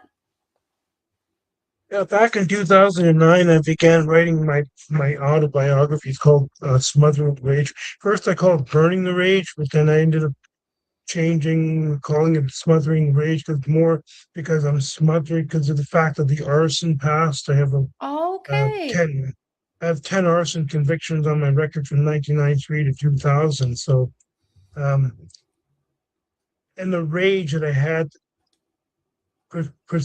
precipitated some of these crimes. The pain, the intergenerational pain, or whatever else that caused the unresolved issues, the drinking. And Yeah. so, but then the sobriety happened. When I had my sobriety issues start taking, it's like smothering, like, smothering out that flame. I like Or that. so that's, and then I did a 4-day fast, and I started taking part, becoming a scabe, or a fire keeper. Okay. And in that book, I have I put my not only my name, but also my spirit name, Walking Heart, or Oh, as a Sioux people would say, because it was a Sioux elder. He's gone now, passed away. Calvin Pompana from Winnipeg, Manitoba. He passed away back in a few years back, and he was well known in Winnipeg. If anybody out here on the line is hearing that from Winnipeg, Calvin Pompana, if you knew, I worked with him. I took a Aboriginal entry level course in Winnipeg in 2007 on parole, and I finished the course.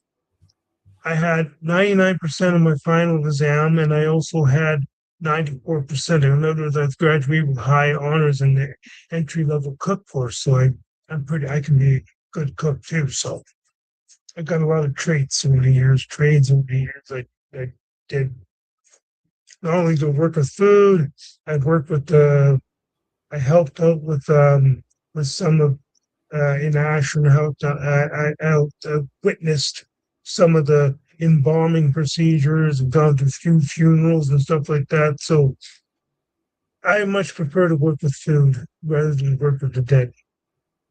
I know okay. how to, yeah, because I know I'd rather be around joyful moments. Yeah. I've gone to these funerals, and I felt so overwhelmed with empathy for the people who lost a loved one that I couldn't control my tears. I'm so Oh, empathetic in that. So I guess that the person that worked with me that said, I don't think the funeral business may be the best option for you. Hey, I got a walking certificate. heart. Yeah. Yeah, I went it through the Stafford correspondence schools. I Oh, have yeah. it says graduated funeral service education diploma with honors. So I have Isn't there? 92% grade F. I think there is something though where, oh, the name escapes me. There's like positions where you can get training so that you are a spiritual, like like advisor, along a death doula. Have you heard of Mm, that, Gordon? Because no, your never heard of it. heart, no, because your heart I feel like you would probably be a really good candidate for that. So it's someone that is a support person as they're finishing the last parts of their life and they're ending Mm, it. And so this you a hospice, like a kind hospice of. worker. Yes, But yeah, yeah. you get called in and you're just support for the family, you're support for the person that's passing, and you're just comfortable with the death process, right? And you're able Yeah. to kind of help them through. So I don't know. That'd be with your experience. I've heard of that of people who've had NDEs. They become death doulas. Wow. Yeah. Let's check that out. Yeah. Well, anyway, with that book, I have about 144 pages in PDF document, and I was going to try to get it published because of the many laws of many provinces have passed, and people like Colin Thatcher, or those who have screwed things up, or ex-convicts in the past that have made a profit off their crimes. I don't condone um, profiting off what I've done in the past. I'm not proud of what I've done in the past, but I also use that as an education for other people. So Yes. I believe the universe looks after you. They'll reward you in other ways without not everything doesn't have to be about finances. It's about Mm-hmm. putting information forward. And every time that when my book get put out there, I give my book out freely to a lot of other people, and it may touch their lives.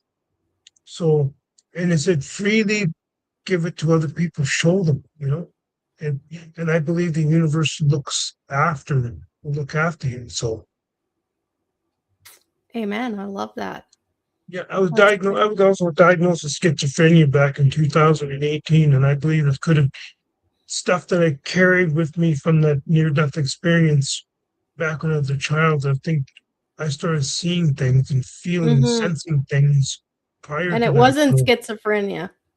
no. No, but they don't know what to do with that, right? Mhm. Yeah. Like other So, people see it as strange. Other people see it as strange, yeah. but I've always been protected. Like over the years, when I was going to the group homes and stuff like that, and then when I was living in South Manitoba with my family, they used to say I need to go get help or all that stuff like that. Or I could end up in that so-called stalker mental institution that they have out there, what's called the funny farm or whatever, right? I used to be scared of getting electroshock treatments or anything like that that could really have screwed up my life. So I just kept it quiet.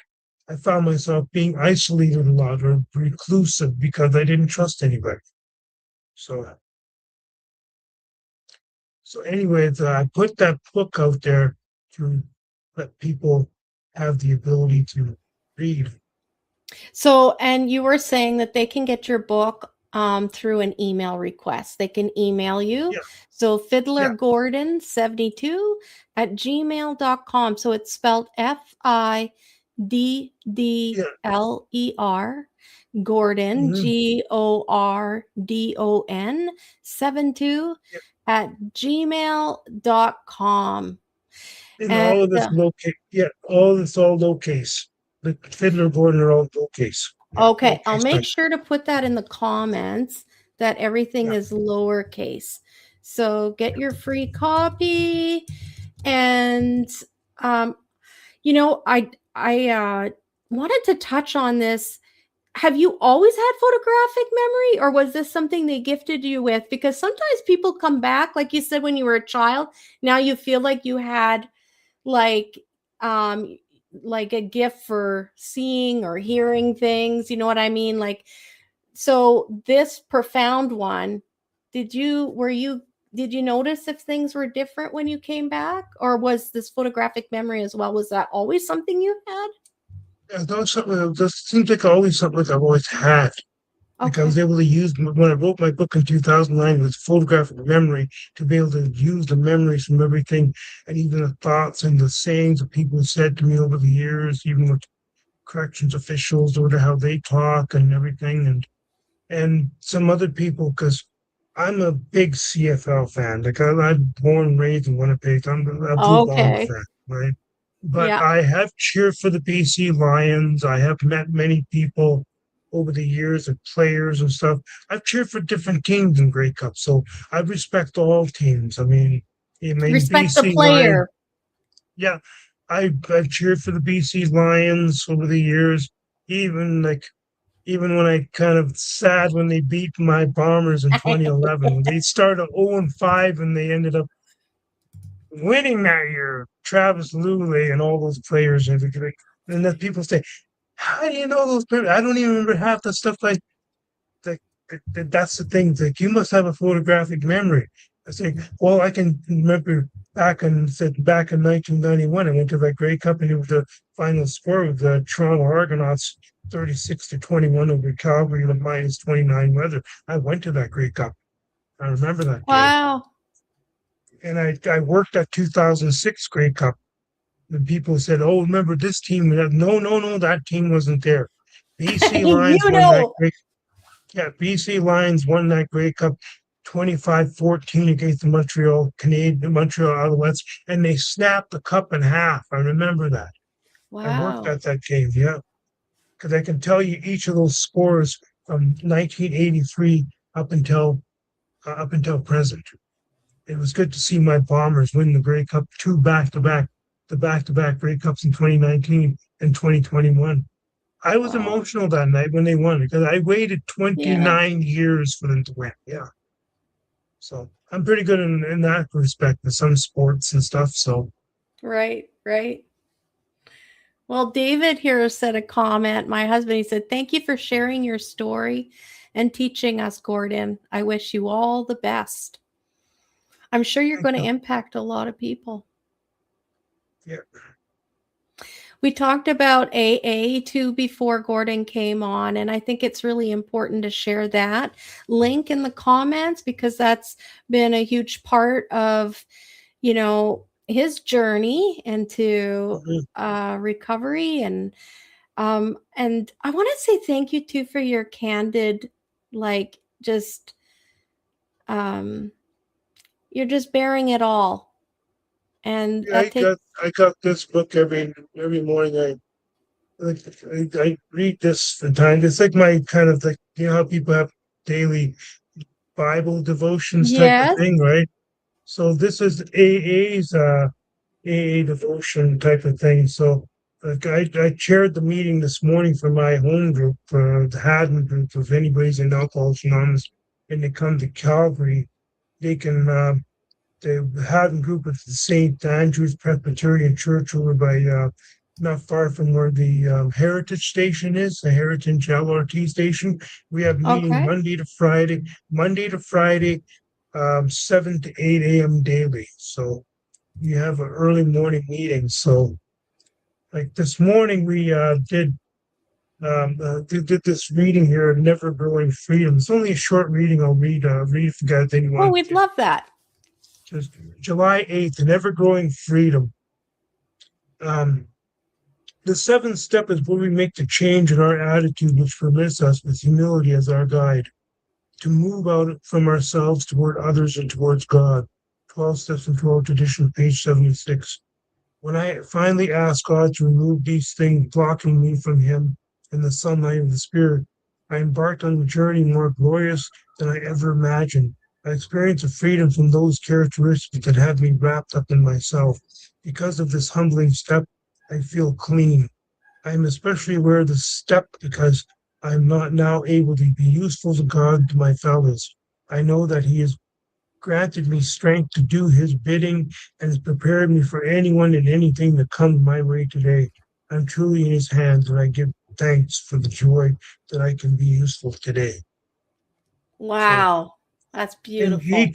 because every month, basically goes on whatever step of that month. So January step one, February step two, like July is step seven focus. So next Okay. month will be step eight.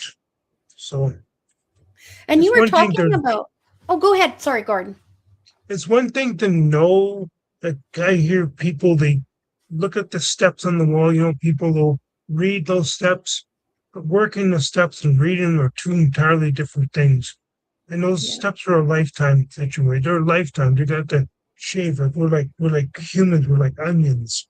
We have to shave each year, we have to shave some of the darkness that are holding us back and then coming through.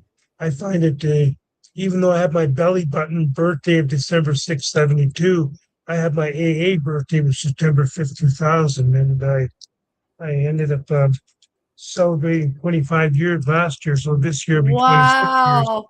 You got your coin. Yeah. Do you have So it what I'm there, doing, Gordon?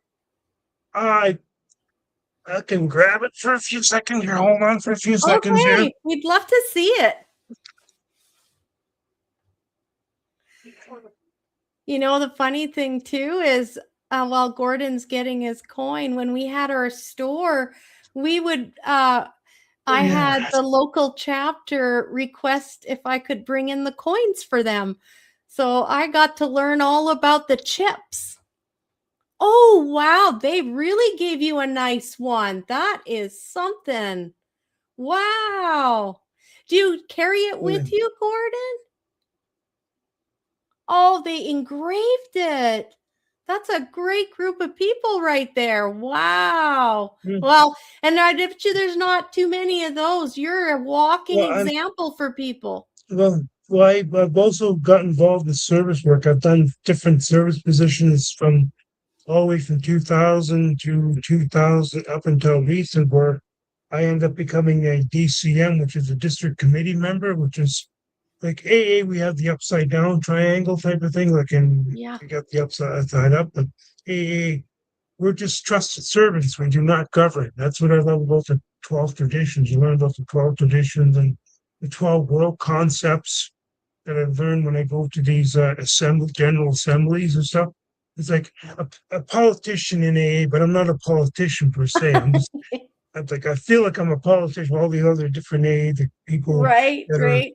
like you get every province is an area. Like Alberta is Area 78, and BC Yukon is Area 79. I was a GSR in BC from 2013 to 2015, and we called the panels. I part of panel 66, District 24 in downtown Vancouver. So part Wow. of the front runners group. So when And they first got there's me as a when I was a GSR first off the street, I say, "Oh, you're going to a Soyuz. What?"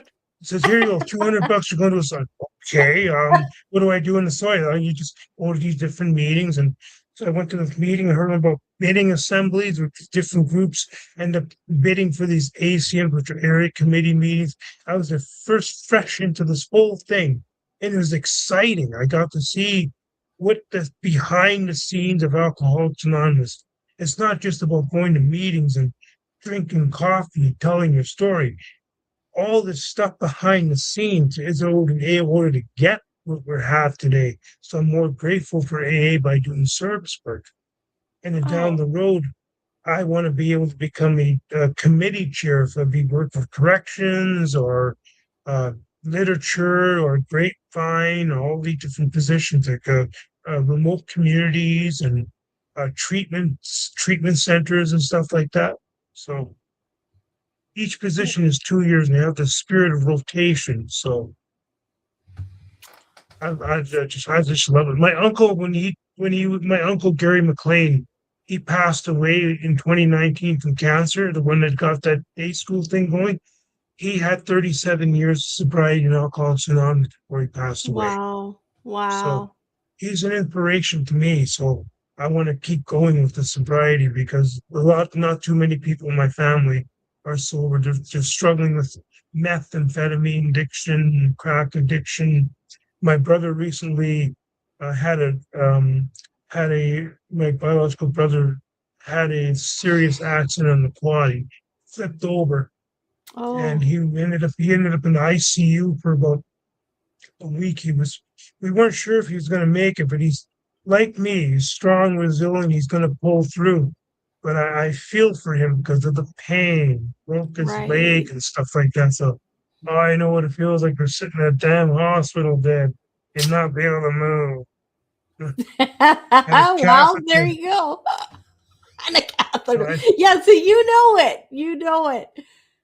Um, it was interesting because when you were talking, I don't know if you noticed, but I went like this and touched my arm earlier, and it's because somebody had touched my arm over here. And when you mentioned your uncle and the 17 years of sobriety, I really feel as though he's here watching you speak because as I had the rubbing of my arm again. So yeah, he's very 37. proud of you. Yeah, he Yeah. had 37 years. Yeah, 37 years. Yeah, 37. yeah, Well, 37 years. Yeah. and I don't need to tell you that, but you know, he knows he's watching. He's so very proud of you. Yeah. So very proud I of you. felt, I felt, I felt him and my dad's presence over there. I didn't see them like people say they see their love. I felt the presence, their Exactly. energy, and everything. And they said, continue doing what you're doing. Show your brothers that there is a better way to life than just partying all the time. So, Yeah. I'm going to tell you something, Gordon. I believe that you and I met before we met here.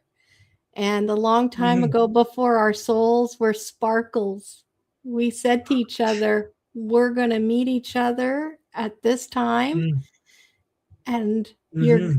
I'm going to play my role and you're going to play your role. So I'm honored to have Mm-hmm. had you today and to be able to have you share your story. I'm sure people are going to be getting your book.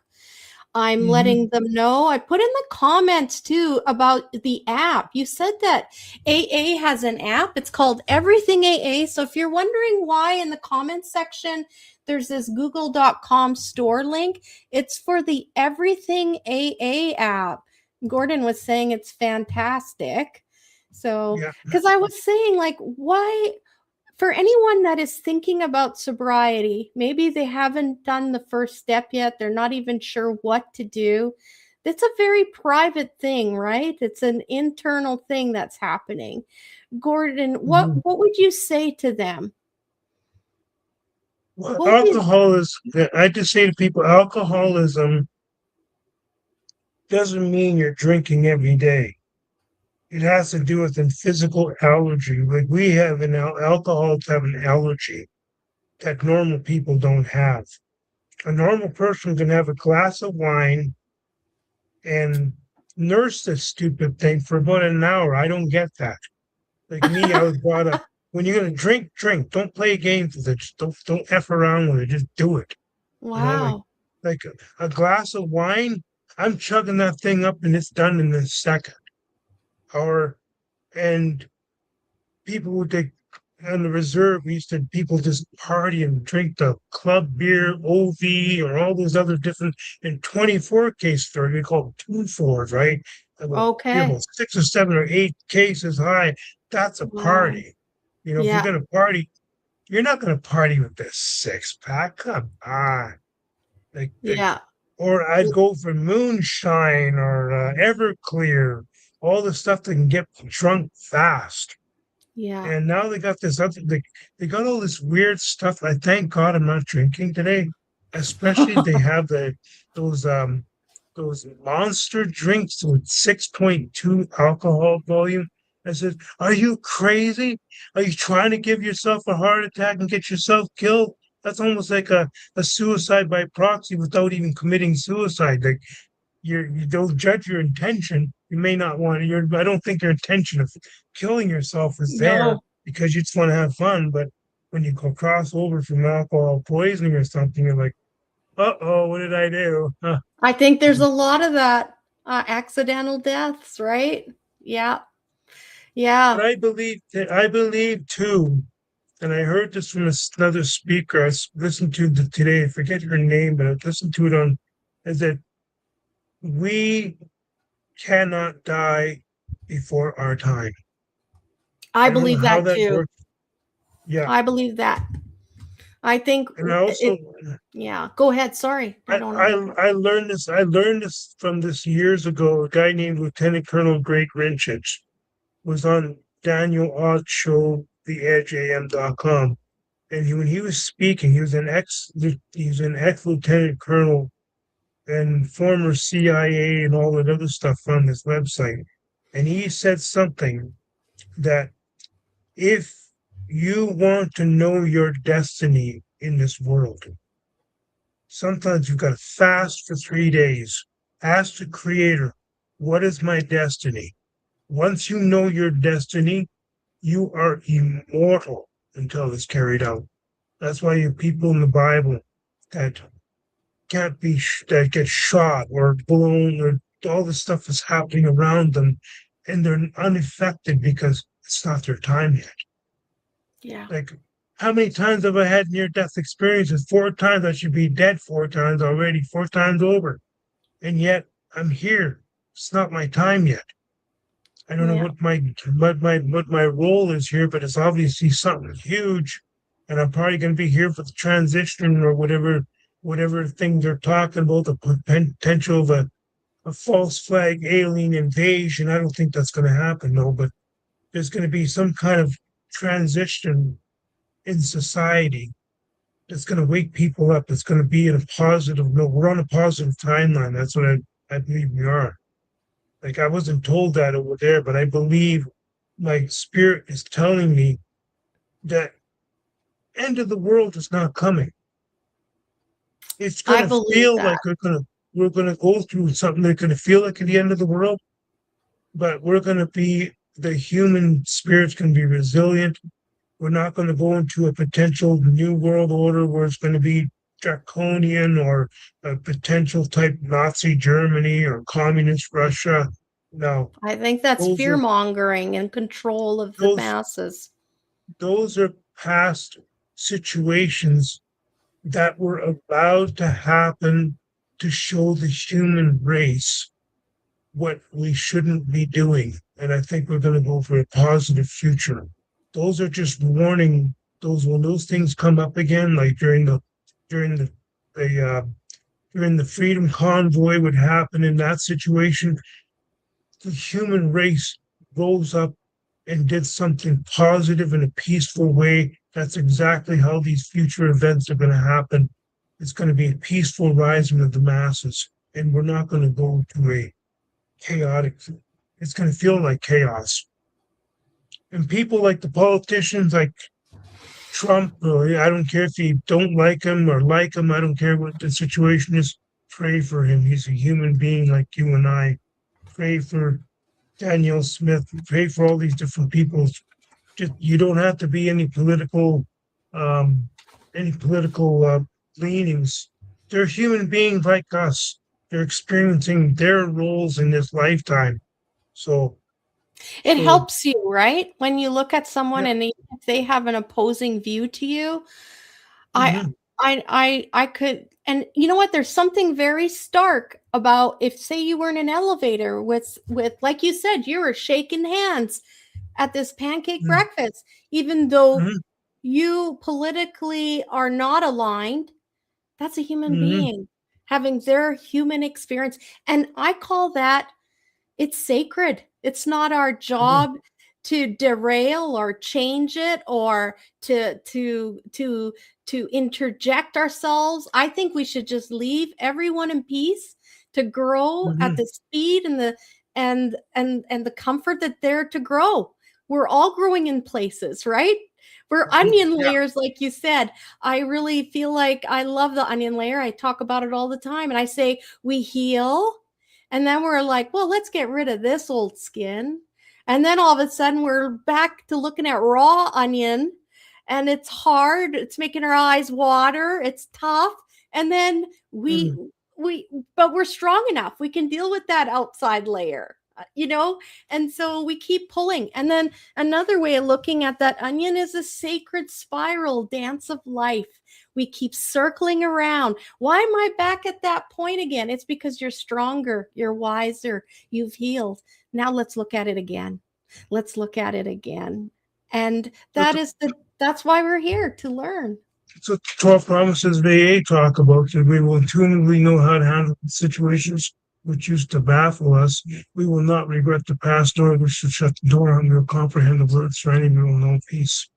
So it's like those are for the 12 promises. There's a lot more than the 12 promises of AA. So I love that. I love that. See, I always find something confirming. So I think we've shared the book. I've got your address in the comments. We've got the link. Is there anything else that you want to share, Gordon, before we end tonight's show? And again, thank you for coming. okay, I just got the notice. I will note that my roommate wants to get a hold of his banking information. We lost All our right. internet.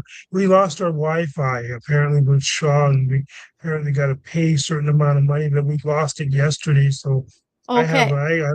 I have Chatter, so I plugged it into my phone. My phone is my computer, so I have the tethering Ah, thing. So well, we're going to I have let you myself go. yeah, yeah, I have 150 gigabytes of data, so I don't know how much I used up on this. I Not hope. very much. I'm surprised I don't use that very much. It doesn't drain as fast as I thought it would. So Okay, good. 150 gigabytes is a lot. That's a lot Yeah. of gigabytes. Yeah. Well, thank you for sharing your gigabytes with us, Gordon. It was a pleasure to meet you. I've already Mhm. connected with you on Facebook, and reach out. We're friends now, okay? So if you Yeah. have anything else happening in your life and you want to share it, we'd love to have you back. It was an honor. And as we say, namaste, right? My soul sees Yeah. your soul. I have to wonder what that meant. Okay. Yeah, my soul So greets your soul.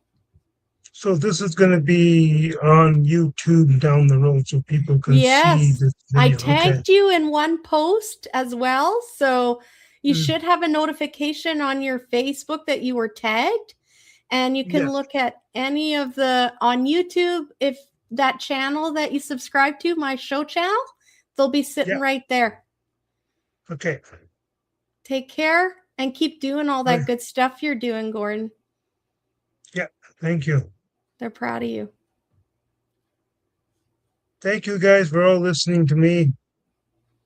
So we've been Calgary, Edmonton, Vancouver, Toronto. I don't know where you guys are coming, or even in another country. Thanks for listening.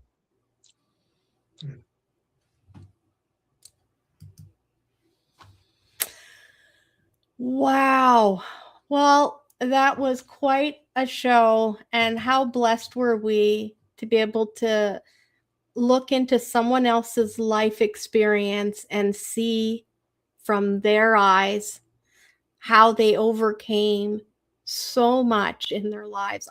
I'm just so touched by Gordon coming in. Namaste, B. Oh, you're welcome, Kathy. You know how I found this gentleman?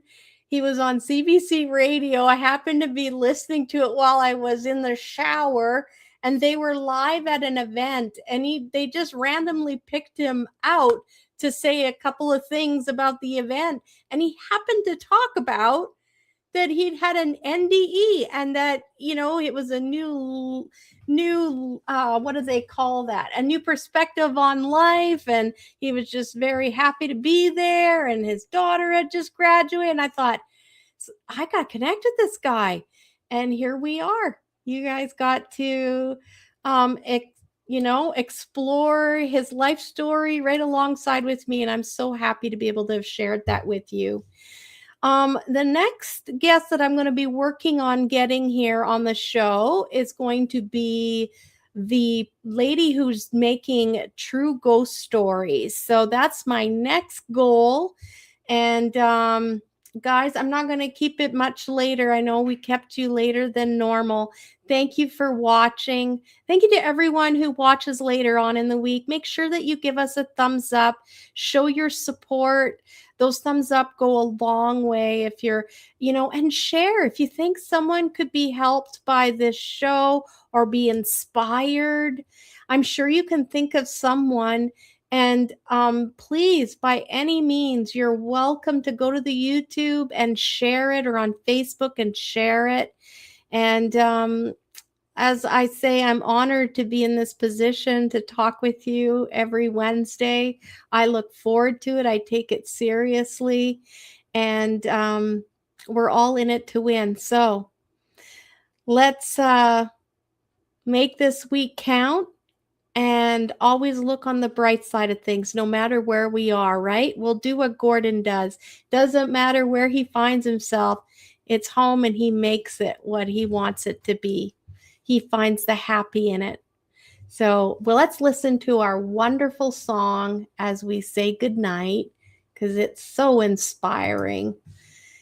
And I will bid you adieu until the next week.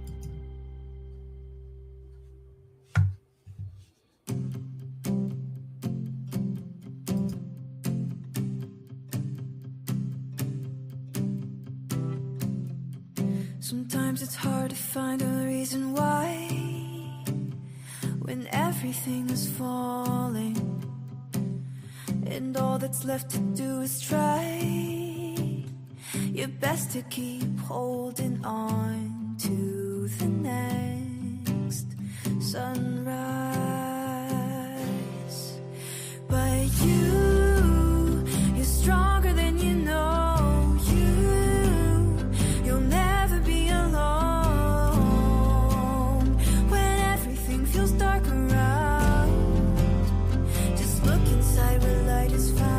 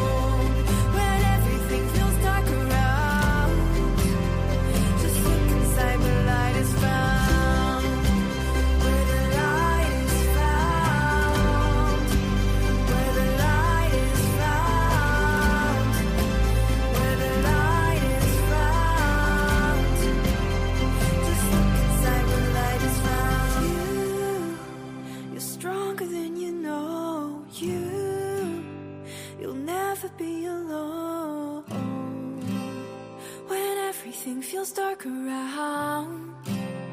Just look inside where light is found.